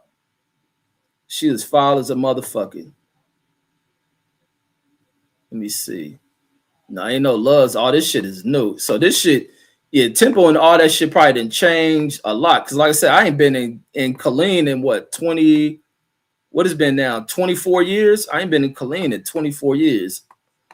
I need to take a trip. I do definitely want to take a trip once I have money stacked up. I want to go back out there, take my kids out there and just let them see all that shit. I want to take them back out to Illinois, all that shit. And then and the dude says, Femsy says ain't nothing. Man, dude, you gotta stop hating on this dude, bro. Like you just can't give credit to the niggas of teams that you like. Like that's like being unsports-like, bro. And then Picasso says Holland or Florence. Oh no, and I'm glad you brought up Florence. Florence is that town outside of fucking Fort Hood. And Florence used to have that road where you drive to, wait, where's Florence? Let me find that shit, because it was some way out shit that I remember when we first get the Fort Hood, they give you that fucking they give you that briefing. Because wait, where's Austin? It's the road. Wait, Austin is down this way, I think. Yeah, here go Florence right here. So Austin is down here. Wait, where's Austin? Round Rock. Yeah, Austin down here. So it's that road. What's this road? So here go Florence right here. That when we so the 195, that's the road. This should be a shortcut for people to take to get to Austin rather than going to 14 to the 35, which they used to want And this is the illest shit I ever heard. That's when I was like, man, I was just on my shit. I said, I'm in this little South shit. I'm about to be on my motherfucking Black Panther shit. I'm about to be extra out on everybody. Cause we was in the when I first get to Fort Hood, you arrive in reception, you go through all these little fucking, like how they had them seminars for like NFL people. When they get there, they'll do almost like that shit, except we ain't getting no money. But give you these seminars on what to look out for. They go into a session. They go into a session about barrack holes, of what to watch out for barracks holes. You're gonna start seeing bitches, and just like clockwork, what they talked about, that's exactly what be happening. These bitches start popping up around the barracks right around payday. And the bitches just around there, they just free. That's how a lot of them damn barrack do. And then this how much of suckers. This how I knew the military full of suckers. Some of these niggas marry these barrack hoes. Be they first piece of pussy. These bitches know how to woo these motherfuckers. Get on their nuts, and that's exactly what happens. So you get the barrack hoes. They telling you about that shit. They talk about the predatory car dealerships, used car dealerships. Watch out for that shit, because the car dealerships will come to base and will pick you up while in reception. You ain't even signing your unit. Will pick you up, drive you to their lot, sign you, and the motherfucker got a card. These fools is vicious, and there's nobody to protect the soldiers. As soon as you get your money, there's somebody in the business world to take that shit from you. And I mean, they were robbing soldiers. Niggas getting 20-30% interest on old ass used cars and shit. So they give you a briefing on that shit. Mind, these 17, 18, some of them come in there later, be older. Who ain't taking the heat of that shit? The barrack holes, this, wearing protection, because them bitches is burning motherfuckers. What else they brief you on? The barrack holes. Oh, in Florence. That's why I bring it up. The Florence shit. And this one was for the black soldiers. For those going into Austin. This thing before I was going to Austin. Before I got to my unit, they giving a briefing. This is how I remember about Florence. About they not wanting black soldiers to be careful taking a 195 and not stopping in Florence. Because some years ago, a black soldier turned into some little area in Florence, and that motherfucker was found dead. Florence is supposed to be have some history of some old racist shit. And then let me pull up some demographic shit on Florence. So something dealing with like racist shit pops up out of there and all this other shit. And the soldier ended up being killed and all that. So the 195 used to be a road. They used to tell the lady who was doing my shit was telling that for black soldiers, once they're mobile, not to drive through that town and this and that. Or if you black, don't stop there. And going into that story about what happened to some black soldier and shit. And so, I mean, man, like, what kind of shit is that? Like, you don't hear that shit for none of the white soldiers don't have to hear that shit. But also, they didn't want that 195 because of that, because of the road. Like, I'm looking at Florence to this day. There's only 20 black people in this motherfucker in the last census they took.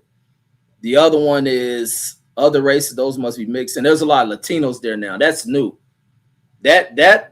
The Latino population almost as high as the white population. That is brand new. That shit was not none of that shit when I was down in Texas. I don't even remember seeing. Matter of fact, when I was in Fort Hood, I don't even remember seeing Mexicans down there like that. Look, even 20 years ago in 2000, the Mexican population there was only 19%. Immigration, them white folks gotta be pissed. Let me pull this shit up for Florence real quick. So this is where that town Florence is. So that lady was telling us not to take this road back here. This look how the people look in this shit. That some black person got killed back there going back through Florence and shit. Years ago, that nigga, I don't know if they hung him or what it was, but they was always telling don't take that road. The other reason they'll make up, they didn't want soldiers being drunk driving on this road because of one lane highway. They lose a lot of soldiers on that shit, but it was always the The thing that will be for everybody is taking a 195 to go to Austin, because there'll be drunk people driving on this road, the head-on collisions, vehicle accidents like a high cause of death for soldiers and shit. And then for black people not to stop in Florence. Like, what kind of shit is this shit? And then, so that was that. But here go Florence. Let me pull up this shit with Florence. And these white folks got to be mad. This is why they was pushing all that immigration shit down there in Texas. Because like I said, when I was there, I don't ever remember seeing many Mexicans down there. So this is going into Florence. So when you look at Florence census for 2020, the last one they took, the Latino population is at 51.2. 3% off from the white population of this town. There's 20 black motherfuckers probably in this town fucking white women. So that's where the some other race, so the mixed race, the black people in there slanging digger-lang to the little white chicks, getting them pregnant and shit. So that's where that shit come from. But this shit with the Latinos is crazy, because let me go back up down here, the 2000s, around the time I'm there. The white population was, where is that shit? The white population was at 90% of this fucking town. White population 90, blacks wasn't even 1%. Native, look at this shit. This how you know this ain't a favorable town for blacks. Native Americans outpopulated black people in that motherfucker. And the Native Americans then they're extinct. In the Hispanic population, Hispanic any race says was at 20%. It's crazy as fuck. That shit is crazy that these foolish population exploded like that. Them white people in Florence gotta be pissed the fuck off. And like I said, when I was there, I don't even remember seeing that many Latinos around. I bet if I go to Clean now, that shit probably full of Latinos. They probably talking Spanish like a mud down there. And then he says Stillhouse says, or Hollow Lake. No, because you bring all these towns because you know the area. I wouldn't know. Like I said, this has been over 20-something years when we passed through that town. And we went over there. I didn't even smash no bit, but they did crack some little fine holes at her house. And then Matthew says Wimby's a beast. The Deuce, yeah, Wimby a hog. And then the homie girl, she the first girl. She was, this how bad she got. The homie girl, she was always like a thicker, like kind of on the heavy side, but she was pretty as fuck on the heavy side. Then I don't know if she got a surgery or she just lost her weight. And then she slimmed up and got fine as fuck. This chick was just always fucking fine than a motherfucker. And then even that one chick, the one I be telling the story about who got killed by the dude brother from High Five, even her, when she was thick, she used to be thick and chunky like how the homie girl I'm talking about we went to Temple for. She and Stevon and her from Waco. Even she, when she was thick and had weight on, she was fine as fuck. And then when she lost that shit and got slim, she was fine as fuck. She ain't do how like a bunch of big girls lose weight and they start looking deformed. I think they did it natural. Deuce Time says he said he don't see it, talking about Wemby ain't a beast, man. That's because you don't know basketball, bro. And then Hypey says Deuce Time says if you got a problem, says if you got a problem with the Spurs, says if you got a problem with the Spurs, says we can catch a pro basketball fade again. And then Matthew says Wemby's by far the best defensive player in the league. Yeah, that motherfucker Wemby the other day had like 6 blocks or some shit, and he played like 20 minutes, 25 minutes. Motherfucker's a beast, homie. And then Matthew says I'm in Brownsville, Texas. Says at the southernmost tip, says of Houston, or not Houston, but I know Brownsville near Houston, right? Says the tip of Texas. Says on the border, says by the Gulf of Mexico. And then Dusan says Wemby is a shot blocker. Says look at Chris Dunn. Says and Azure Thompson says for defense. Dude, so nigga Wemby get out there and guard guards, dude. Like this nigga don't know basketball. Y'all niggas just get in the zone of just hating people because y'all fanatics. Y'all like these teams, and that makes you to where you can't like another player on a team that's a rival to the team you like. And therefore, you should never be a gambler. When you guys have this fanaticism for teams and shit, you should never get in the habit of wanting to gamble.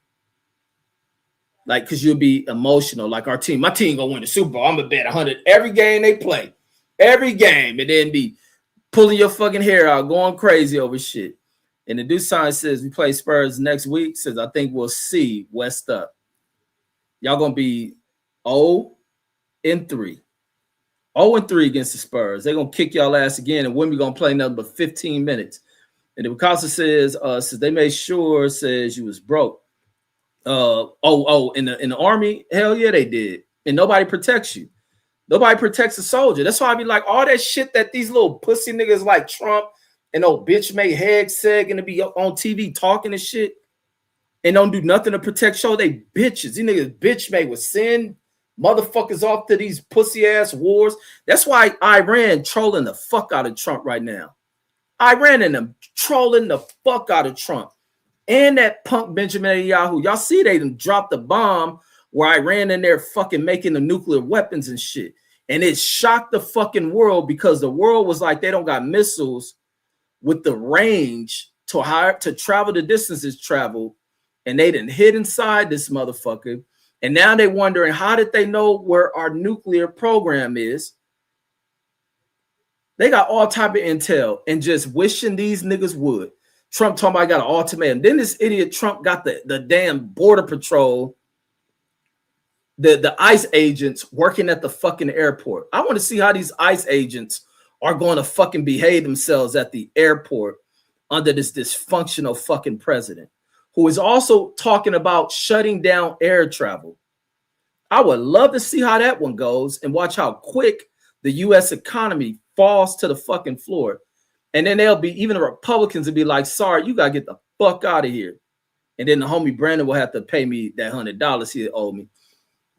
But that's the other embarrassing thing. These fools have released a Lego commercial clowning this nigga Trump. Hold on, I'm gonna pull this shit up where they clown them. The Iranian little defense minister nigga on TV talking about Trump, you're fired. They don't give two fucks about Trump. And I love that shit because I think they should be standing up to these motherfuckers.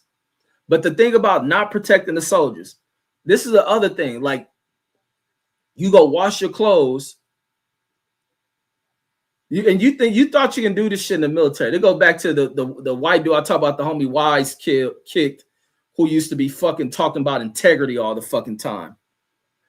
And then they're always talking integrity, and then motherfuckers be snitching. There ain't none of that shit. That shit for the little lame, weird motherfuckers who buy in that shit. If you wash clothes, and this for anybody been in the military on base, you wash clothes on base, and you don't, these niggas even steal your drawers in that motherfucker. But if you steal some of that, wash that expensive shit and leave the laundry areas, one of these scumbags, sorry, poverty-raised ass soldiers will steal your shit because they can drive right off base. Hold on, let me see if that shit is still a thing on Fort Hood. Steal your shit, drive right up the road off base where that motherfucking city is lined with nothing but fucking pawn shops galore. This is the most, in this area right here, wait, where is this shit off Fort Hood? This shit has to be the greatest stretch of pawn shops anywhere in America. And that is right off the base. And I wonder if by now they'd have made the motherfucking pawn shops shut down. Let me see if I can type in this Killeen pawn shops. Hold on. Killeen pawn. Let me see if there's a bunch of them pop up.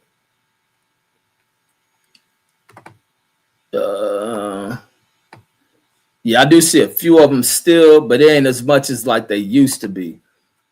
When I was there, them motherfuckers was everywhere. Save You Fair is everywhere. Yeah, they got them. Look, pawn shop, pawn shop, pawn shop, pawn shop, pawn shop, pawn shop. And this is them clothes. They used to have a bunch of these mugs. And this would be on one of these roads right off. It might have been even Rancier. Yeah, Rancier Road used to have a shitload of them. And then right off of these mugs, You go right off. So this is what lead to motherfuckers stealing your shit. Right off the road, they go right to one of these pawn shops and sell your shit. So you watch them damn sleeping bags, them all-weather sleeping bags, which if you lose them, because you got to turn those in when you leave, you owe the military like $200-300. They used to have those Gore-Tex jackets, which is all-weather jackets, wear them in snow, rain, all that shit. Those mugs is like $200-something. And then I was gonna steal mines anyway. I wasn't gonna turn that motherfucker in.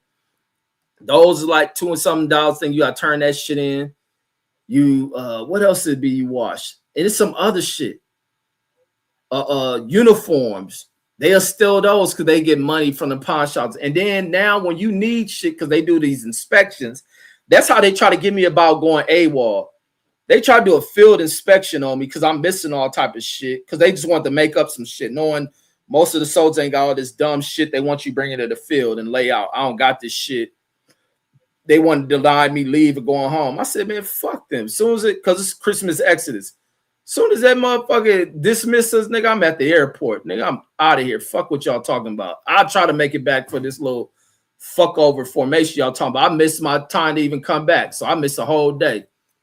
I call these fools, tell them, man, I missed my flight. I'll be in tomorrow. They in there tripping like, and back in LA, you missed your flight. Like, and they like, well, you AWOL. I said, man, whatever. It's whatever. I'm AWOL then. Hang the phone up on their ass. I get back. They wanted to try to make an issue and be going home. They couldn't do nothing about it. Nigga, you can't make me stay here. Nigga, I don't need no fucking leave. Nigga, fuck your little TA-50 inspection and shit. But it's because these niggas will steal your shit. And then to replace shit, you gotta go to these pawn shops and buy the same shit. I mean, they had the little and your little water container where your canteen and shit. And they got these little cups for you to make coffee or stirring hot soups and shit that your canteen to fit in. You wash that shit. It's a metal container. Them niggas will steal that shit. Them damn and then all the pawn shops is owned by Asian folks. People that came here from Korea and shit. They own all the pawn shops. They had all the barber shops. That's how they were lacing shit up with these cats. And then you get a bitch like Trump running his mouth talking this old shit about certain races of immigrants, Somalis and other people. These Vietnamese motherfuckers all over bases out there. And nobody made an issue of none of that shit. Nobody made an issue of them having pawn shops with nothing. They weren't even pawn. These are like army surplus stores where soldiers in there stealing people's shit. It's soldiers that probably go from unit to unit, laundry rooms, scope the area, see clothes in there, nobody attended to them just to steal that shit.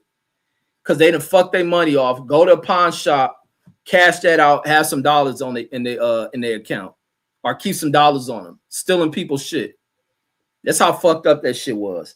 And then even how I was saying the car dealerships a drive-on base, pick new arriving soldiers, take them down to their car lots to sell them used cars, and then fuck them over.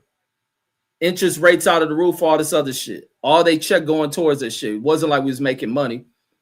And then Matthew says the Spurs currently are the number 3, and the league says for defensive rating. And then I think they're number 2 overall, right? And then Matthew says up there in that Waco area. Says there used to be a lot of anti-black violence in Waco. That's because that's the importance of gangs. That's where you need gangs at. That's the significance of either at Black Panther organizations, or you have Bloods or Crips. But not to where there's a divide and they killing each other and shit. But once people see you form strong and you ain't there to be fucked with, nobody plays that shit. Nobody plays that shit. And then Matthew saying people learn to leave motherfuckers alone. And even amongst that's what makes people not fuck with black folks. Once that Crip shit started, the blood shit started, and them seeing that black folks wasn't the ones to fuck with, that's why white folks started leaving. But it wasn't even just the blood and Crip shit. When they seen that Panther shit, they knew black people wasn't the ones to fuck with. They weren't gonna be like they parents that arrived out the South and all that other shit. And then Matthew says this white lady says recently. Oh, I saw that shit. Oh yeah, let me pull that shit up. I saw that old bitch. That's why that's another thing I'll be saying. I'm always right. That's what I posted in my video. I always been right about these type of motherfuckers. Yeah, let me show this little old whore.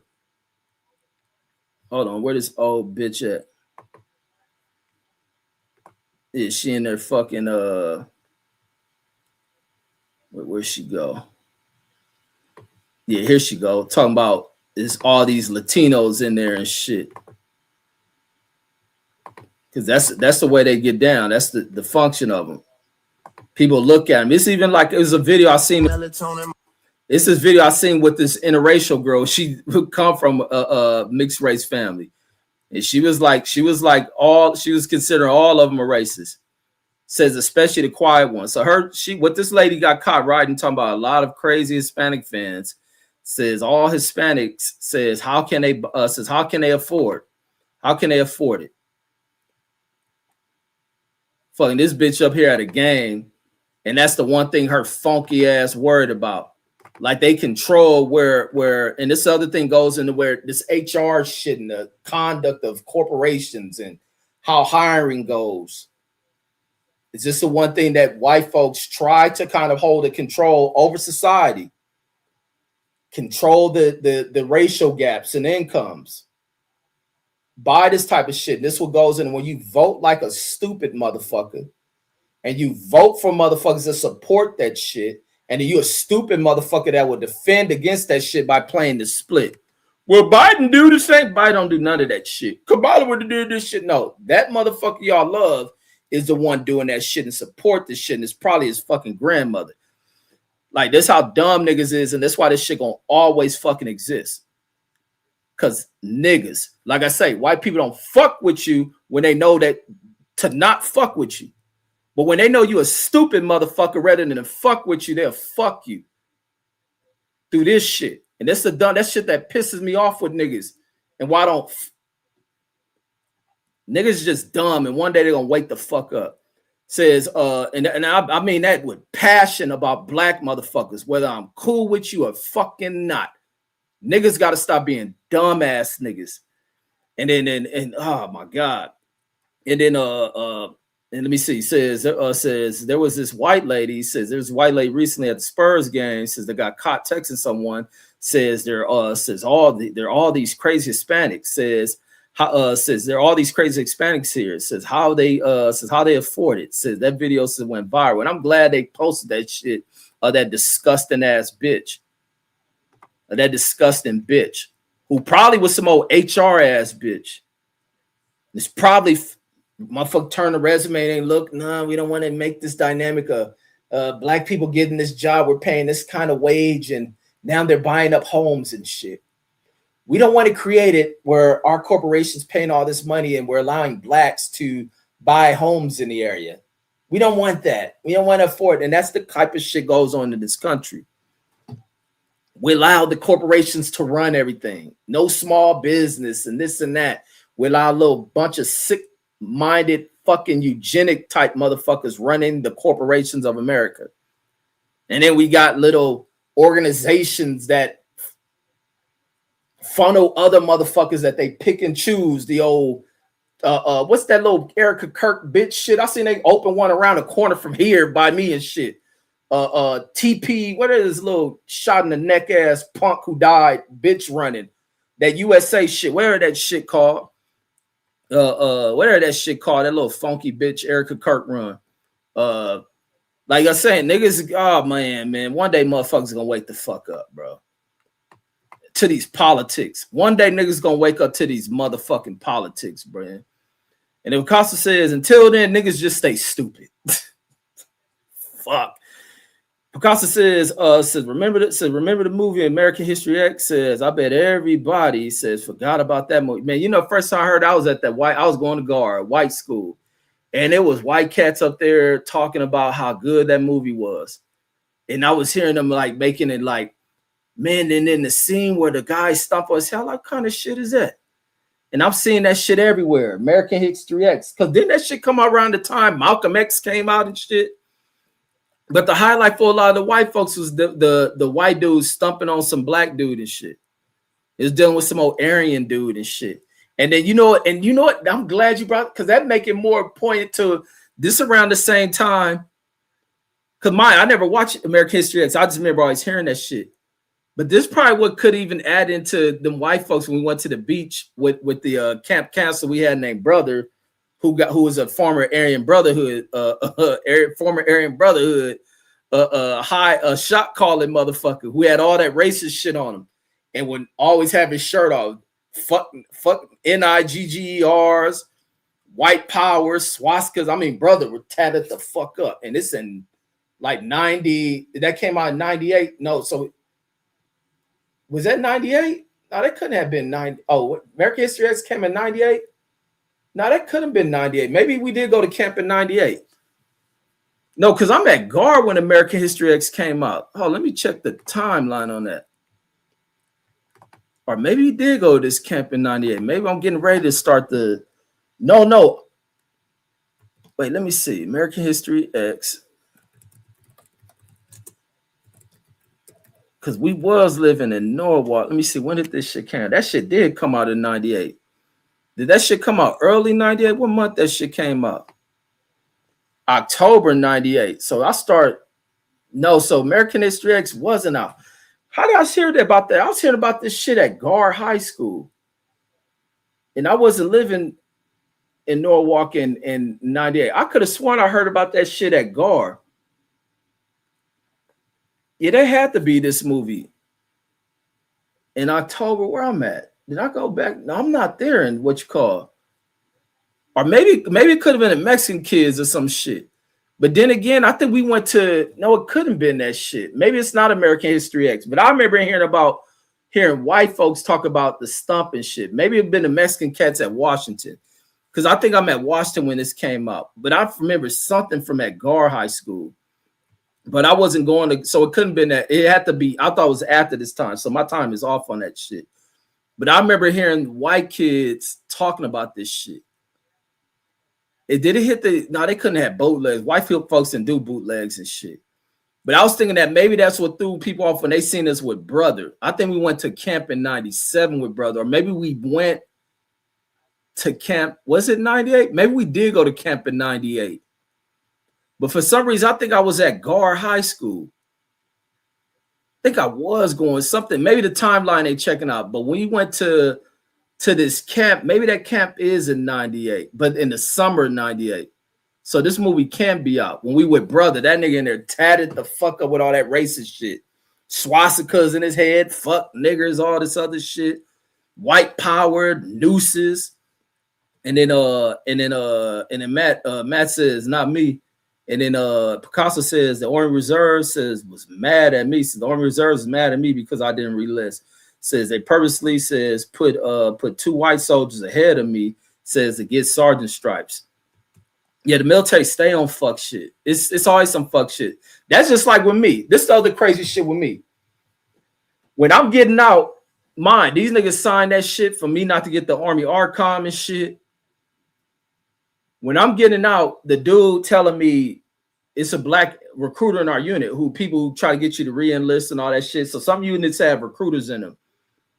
And so the black dude telling me, like, man, don't just go out thinking that you're just gonna get out. And with this war and shit going on, because the Afghan shit had kicked off. Because I'm in there when September 11 popped off. So they in there fucking got the little conflicts going on with Bush stupid ass. Afghanistan done kicked off. I don't think they went into Iraq yet. They start that shit in Afghanistan and they knew shit was kicking up. He's like, man, don't think you're gonna get out and you're just gonna be able to just chill and not get called back. Because when you sign an enlistment, you owe the government 8 years. You may do whatever your enlistment. I did 3 years. I owe them 5 active reserves. So if they call up this and that, so dude was like, you need to probably sign the National Guard. The National Guards never get sent off the war. They just there to guard the state. That recruiter motherfucker didn't know what he was talking about, or he was lying to hit his quota. Because they was sending National Guard motherfuckers to Iraq like a motherfucker. But so when I get out, I end up even getting out that National Guard assignment that I had, but mine. But the point I'm making about how fucked up they are. So I enlisted to the National Guard when I get out. And my discharge papers, they put that damn ineligible to re-enlist entry code in my shit. On top of having me to sign off because they recommended that I do not get the Army ARCOM award. And with me like telling these motherfuckers, I don't give a fuck what you want to take. I sign that shit. Like, fuck y'all. I'm out this bitch. Nigga, ain't nothing y'all can do. I ain't gonna act sad about none of this shit. Ain't nothing y'all wasting y'all time with me thinking y'all gonna pull some shit to fuck with me mentally because you couldn't. And you knew you couldn't. You thought I don't wear them fucking ribbons. Get the fuck out of here. You about to be flying around no flat for. If I didn't talk Army shit, most motherfuckers would have never known I served in the fucking military. You niggas think I'm about to celebrate some shit they want to. Fuck what you want to take it, bitch. And then the military was good for the niggas I was in there with. But I saw you little bitch ass motherfuckers that ruin that shit. And then to make it where people don't even have pride and wanted to serve that shit. And you get bitch niggas who never served in that shit that talk military shit and who ain't gonna never sign up for that shit and talking about going to war and like, shut the fuck up. And then because it says they told me to turn in everything since I had with camouflage on it. But even when I was leaving, you had to turn in all that shit. You got to turn in everything or they take it out your final check. And then that was the other thing. I didn't take vacations like that. I sold off my vacation time. So I had like the max you can sell is like 30 days. So I had like 30 days of vacation time to sell. And the Picasso says, I hate every dumb people, especially dumbasses, dumbass in traffic. Says a lot of motherfuckers is driving the lyric for real, bro. I can't stand the stupid motherfucker. But the people I hate the most are the people I'm gonna see in the morning. Is the parents who drop their fucking kids off. I hate them motherfuckers because those are some of the dumbest motherfuckers. And their kids do some of the dumbest shit. And I understand why the kids do it because they got stupid ass parents. I've never seen so many parents put their kids in the near fatal situation because I think some parents don't give a fuck about their kids. And I think you have parents that do that fake crying if their kids got hit by a car and die. But deep down in my heart, and I believe this shit, that these parents be wishing they were relieved of the responsibility of taking care of these kids just by watching what they do outside these schools. I walk my kids up to the front of school. I drive up to the fucking front of that shit. They don't dare walk across no street, or they getting out on the side. It's a sidewalk over here. They getting out on the street side, opening doors and shit, just jumping out. Like, what kind of dumb shit is this? Like, I see so much dumb shit from motherfuckers. We just live in a society of stupid fucking people. And then Matthew says in 1973, says U.S. Department of Justice sued Donald Trump. Says his father, Fred Trump, says in Trump Management, Inc., says for systematically discriminating against black rental applicants, says in 14,000 New York city apartments. Yeah, Trump and them got that racist ass fucking history. Ain't there a dude from the 1950s? There's a dude from the 1950s. No, they got to be the 60s. That wrote like a folk song about the Trumps and about what kind of landlord the fucking father was. And then Matthew, and I think it talked about his racial discrimination shit. There's a white dude that wrote that shit. And then Matthew says TP USA. Oh yeah, that's the name. Turning Point USA. That old piece of shit. And then Matthew says American History X says came out in 98, Malcolm X in 92. And then Matthew says in 1995 says the movie Higher Learning says came out, says it's also another racial movie. Yeah, I got that movie shut down. Higher Learning, I had I'll be always talking about that shit. Anytime I think of Higher Learning, it made me think about when they turned the movie off. I had the movie theater shut the movie off. I was in there acting a fucking fool in that shit. Them niggas turned that shit off, man. Gave everybody what was it, 2 or 3 movie voucher. They got free vouchers at the Hawthorne movie theater. See, niggas ain't LA motherfuckers like that. If you don't remember the Hawthorne movie theater, Hawthorne, they'll open that shit, even the mall there. They open that mall in Hawthorne, close that shit, try to reopen it, close it and shit. That shit was the dangerous movie theater before the Magic Johnson Theater. And the Acosta says National Guard has 6 seconds, says National Guard have a 6-second life expectancy in battle, says at least for cavalry scouts. Yeah, I wouldn't dare want to go to no war with no National Guard motherfuckers. And if Acosta says the guard says are the first to go. No, the guard ain't supposed to be the first to go, but I think that shit that Bush got the Bush. See, this is the thing they be hiding. That's how both of them wars Bush sent America to didn't turn into shit. Like the National Guard and reserve units were being sent to fucking Iraq and Afghanistan. I think mainly Iraq. That's because how far Bush dumbass extended the American military going in Iraq and Afghanistan. That National Guard units were losing motherfuckers over in war. That's why that shit happened when I was trying to fix that little discharge shit they put in my reentry code on my discharge paper. And them niggas, as soon as I signed into that shit, is a thought that was suggested that I do to get that code fixed. As soon as I signed in that shit, I've got orders to go to fucking Iraq with a National Guard unit.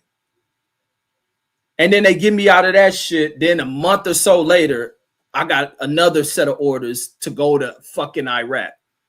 I'm like, man, if y'all don't get me out of this shit, I ain't signed up for this shit. That's because I was doing that ROTC shit, trying to go into the Air Force to get in I was trying to do the Air Force as an officer. I would have went in as an officer and trying to get into their pilot program. But when I was going through all that shit, because them niggas who I know my unit somehow had that code put in my shit.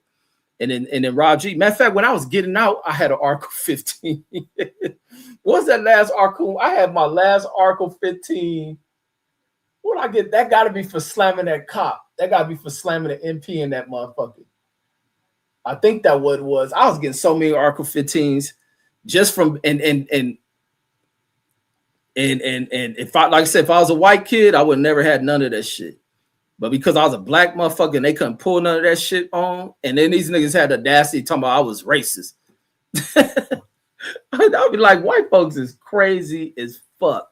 There ain't nothing crazier than racist ass white people, man. Them niggas is fucking just delusional as fuck. And then Rob G says, and then this other thing that's I've always been hip to, because it didn't even take that white roommate I had to tell me that shit. I always felt that they knew that they felt that way. I always knew they felt that way.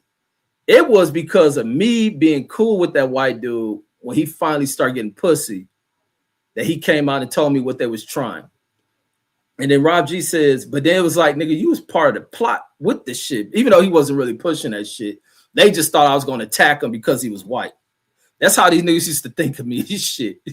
Like, and then Rob G says they want to go see 9 Wives and shit. And then this nigga stupid talking about that Fred whack ass movie. And then Picasso says I walk my kids with me. Says even when I was getting gas, says I remember a white guy in a white van pulled up in my way, says from school, says pulled up in my way from school, 2nd grade, saying my mom said it was okay, says to take me home, says I'm glad I didn't. The hell did you write? Because I'm lost. Says I walk my kids with me even when I was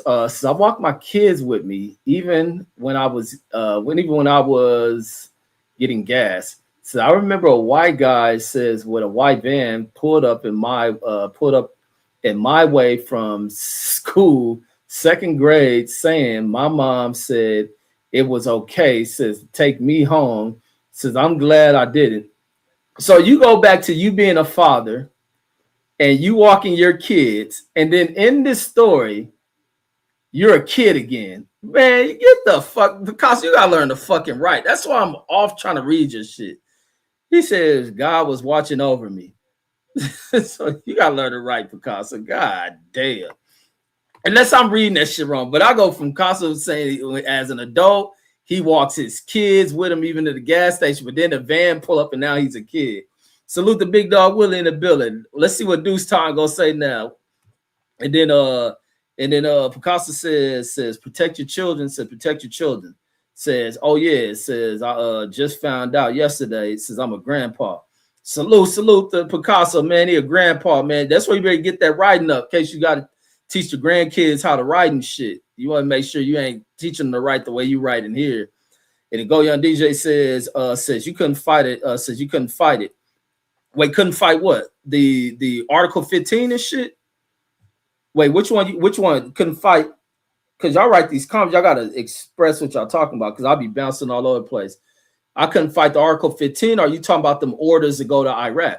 Shit, I never went to Iraq. I fought that shit. That because I didn't sign. If you talking about the Iraq shit, yeah, I fought it. I didn't go to Iraq. I signed into that fucking National Guard shit because them niggas, that's why I bring up the story. Them niggas fucked up my reentry code on my discharge. I got an honorable discharge that has a code for niggas that been kicked out. Them niggas my code says, even to this day, and it's always been brought up anytime I go to, when I was doing the police department recruitment shit, they'll bring that shit up. He says, couldn't fight what they says what they put in your file. Oh yeah, you talking about this one. It's hard to change that shit. That's why when I was at Loyola Marymount doing their Air Force ROTC program, the lady who was working there, she used to work in that fucking National Guard unit, which is behind the West LA VA and shit. I guess she came over there to Loyola Marymount to be an administrator at the Air Force ROTC program at that university, because that National Guard unit was in Iraq. Even when I was going to my weekend details for a while, it wasn't a lot of people there because they were just coming back from Iraq. And so this lady suggests, so when I'm going into my second year, I did 2 years of this shit. So now going my second year, that's why I was saying my ex sent me this picture. Wait, where is that shit at? My ex sent that picture I put on here. Where's she at? Motherfucking Sarah sent me this shit. Wait, where this shit? I know I had it on here. Wait, where is this? Oh, photo at? Yeah, there you go, right here. This is ROTC shit. This is that Air Force ROTC shit. That's me, not a uniform and shit down on the end. And the other homie Reg. But so when that lady suggests, she like because she worked with the So when I'm going to my second year, the guy who's the colonel over that Air Force detachment shit, he was like, I have to have I'm prior service. A few of us prior service. Some people never had military experience. Being on prior service, I got this code that need to be fixed. So this lady come out suggesting, since I was in the Army, she talked to the dude who was the head of that of that National Guard unit to tell him she told him what my story was, the dilemma I'm running with, suggesting that I go and sign into the National Guard just to have that code fixed. I should be in there no more than a month or some shit.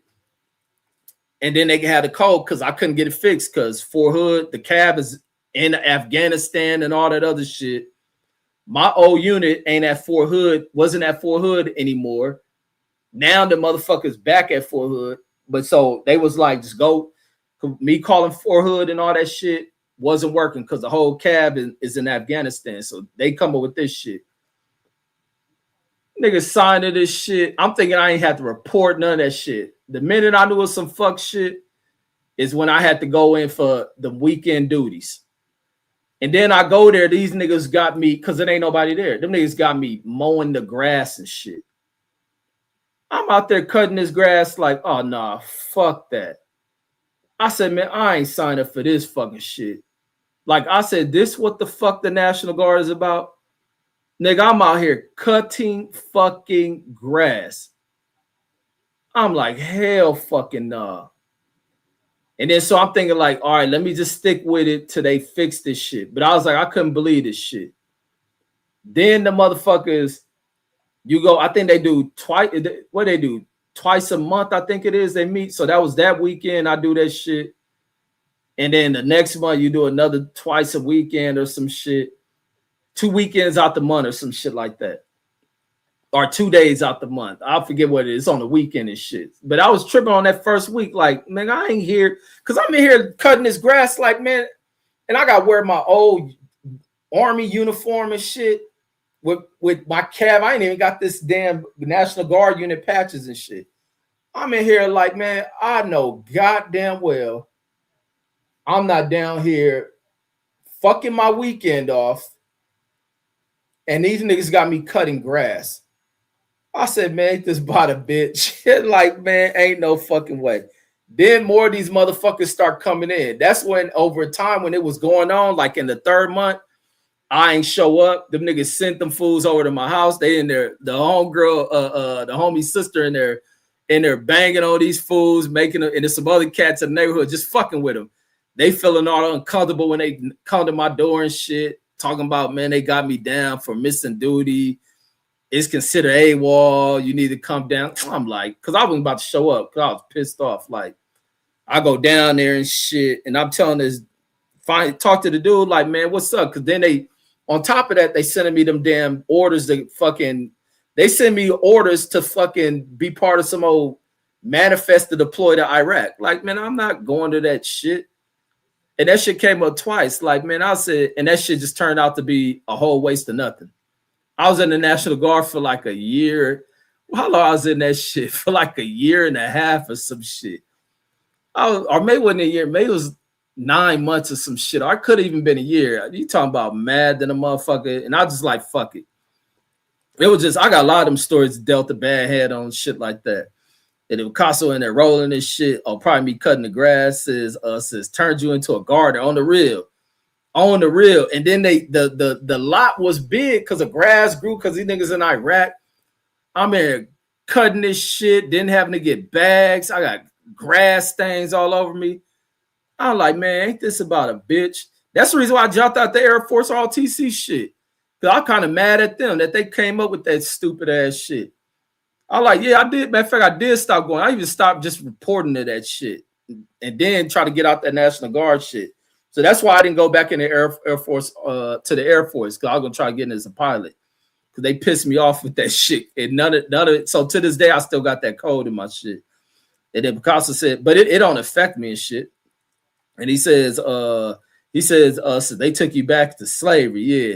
It didn't affect me. It didn't even affect me when I was trying to do the police shit. It didn't, it'll draw a question. They like questioning, like, wait, why you got this code? But then even the police department look at it like the code don't make sense.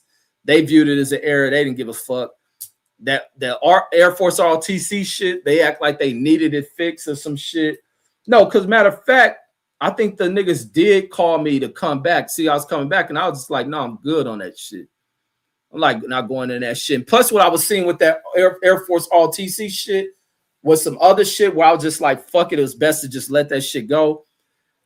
Because it was a couple of prize servers, me, and there was three other dudes, two cats out the Philippines. And then they weren't white. It was no prize servers, white people. It was me, two cats out the Philippines, and I think it may have been another black dude. But the prize service people who were in a higher level than me, who were in there getting their assignments to the Air Force, who put in for those pilot programs, were not getting that shit. They were giving it to these white kids with no experience, who came from upper middle class backgrounds, who were getting every fucking they put in to be pilots and shit. They were getting that shit. The other prior service dude was a Mexican dude. But each one of them, no, one of them only got the position. He got a navigator position. The other two didn't get the pilot's position. They're getting it to them white kids. All the white kids who put in for those pilot positions when they were coming up, were getting those pilot slots and shit. And so now seeing that shit, I was like, man, fuck that shit. I ain't about to stick in that shit, because I'll be a nigga get kicked out of that shit. Knowing my mentality, it was just best for me to let that shit go, because I wasn't gonna put up with none of that racist shit. So it's just best I got out that motherfucker. But with that one, folks, this is all I got on this one. Catch you guys on the next one. We'll catch on some stories tomorrow or some shit if I get on here. Hopefully I ran in there clowning this punk ass President Trump. Let me go check what the markets look like. The markets is turning down. I see my gas. Man, I had rolled down a Prim to go just take me a drive and go give me a ticket, give me some lotto tickets so I can hit the lottery tomorrow. And motherfucking the gas down there is $5.99. Man, I ain't dropping no goddamn link. The gas down in Prim was $5 fucking, and that's for the regular gas. They ain't none of them other levels up. The basic gas down there was $5.99. That shit is basically $6 for regular fucking gas. This boy is an idiot, homie. This is what the markets look like now. The Dow's back at 45,000. Whereas, like I told Brandon, he don't be knowing what he talking about. His gold is down to 42 and dropping steadily. Always right with Reggie Owens, because nigga pay attention to everything in the world, politics and all. Gas is back up at 100 a barrel and constantly moving up. And this is for the future market. So all the markets that open around the world and what their shit is trading with, what it'll open in the morning. And then when the markets open here in America, the shit's gonna take a further dive. Trump got this old bullshit ultimatum against Iran. Iran clowning this nigga. Let me play this video of them clowning. Let me go to Instagram. That's what I meant to play. These fools in here stun on this nigga. Wait, make sure. Oh, let me hear the video. Maybe sure they. No, I ain't gonna play this video. It's probably some copyright shit. Y'all can go to this Instagram page, media, Purple Room Media, and they say that Iran has released a video trolling Donald Trump with Legos. This shit is the funniest shit ever, and it shows as if Trump and all the naval officers or his navy in there moving into the Strait of Hermes and looking to reopen it. And they showed as these ships going into with the naval ships moving into the Straits of Hermes to open it up. And them motherfuckers got all type of mines under the water, blowing Trump shit up. They got the drones in there flying in the ships and shit. They in here clowning this stupid ass president. Clowning this motherfucker. Then this fool right here, this Iranian, I don't know if he's a defense, the little military defense dude. He in there clowning Trump, talking about, hey, Trump, you're fired. Salute to these motherfuckers here. Nobody likes you, Trump. It's time to take your ass back to your motherland, motherfucker. Get back to where your little dead ass mama from, bitch. And Picasso says California gas is went up to $6 during Bush. See, I always remember paying $5 something during Bush. That's when I start taking that train and shit. But they saying gas was higher during the pandemic. See, I don't remember that. At least I think that AI shit is off on that shit. Because even when I pull up during the Bush years, it be showing gas in California was $3 something, which is a lie. Gas is at $5 fucking dollars during the Bush year. That's why the economy started to crash. And all the other thing during the Bush years, man, when all the Bush is a fucking idiot. So you already know if Trump's a bigger idiot, that the economy is expected to go through the same shit. I was watching some shit earlier about when all that subprime shit was going on that crashed the economy and shit. And I was watching this thing on Lehman Brothers. And Lehman Brothers selling off all these fucking little bad loans over to investment banks and fucking them over. Everybody's selling money. Enron, one of the biggest companies in the world, going under. Like, these fools stay doing fuck shit when they just sit here and look out for rich people. But yeah, California gas is at $6. Or I don't know if it's just because of Prim. Sometimes Prim can be higher because one of them travel spots. Or maybe that is even down in LA. I think CJ was telling me that shit, that they had gas up there is at $6 for the regular. And Acosta says, he says, imagine you sounding like Tracy Morgan says, explaining how to cut grass, and plant garden stuff, man, in a motherfucking military uniform. That shit bugged me out when I did that National Guard shit. And then Picasso says, like, Hustle Man and Martin and shit. Like, man, that's when I was done. The minute I was at that motherfucker, ain't nothing to do. I'm just sitting around. Matter of fact, I remember setting up tables, because that's the other thing. They used to allow the homeless to come there because they got an issue over at that VA hospital way in West LA and shit. With the land was supposed to be dedicated to veterans. These fools are selling the land over to corporations, making money. And there's homeless people sleeping all around there. That this is even the crazy thing. It was a special force dude. He was because the sergeant who signed me up to try to do this little experimental bullshit to fix this code. He had been a ranger, so he was a ranger. Over the weekend, they'll turn into, or at night, they'll turn this in for a place for a homeless to come get meals and to sleep. And so while he's in there, he's looking at this dude, because some of the special force dudes, when they wear the patches, they get offended if they watch motherfuckers. I guess they call it stolen valor. You wearing shit that you ain't earned as far as military shit. You get some of these motherfuckers that get out here and wear uniforms or walk around in jackets with fake combat patches, fake rank to try to look like somebody and shit. And another motherfucker who went through that shit in that country, and they'll call you out over that shit. So when he see the homeless dude with a jacket that say rank, because some of them fools go over, they'll rip that shit off your shit. He talking to the man and shit, and he seeing with a patch. He's like, "You're in a Ranger, da da da." Asking what unit, what kind of unit was he in, and this and that. And he ended up finding out they were in the same unit at the same time. So he was like tripping off seeing that dude like that, and even looking at like when he look at this shit, majority of the homeless people coming into this shit are prior military, ex-military, fucked up in the head, find it hard to find work, to work. The white veterans can find work. Mentally, they ain't fit for that shit. Sitting in the office, dealing with people, they can't deal with that shit. But the jobs be there. Ain't like they can't get jobs. The jobs definitely there for them. Mentally, that military shit them broke them. And so he was dealing with that shit. So that was the other thing I remember having to sit, because there's nothing to do. All they military equipment is over in Iraq or wherever the fuck they was at. So I'm just around there setting up tables for when they allow the homeless to come in there at night or whenever the fuck they do it.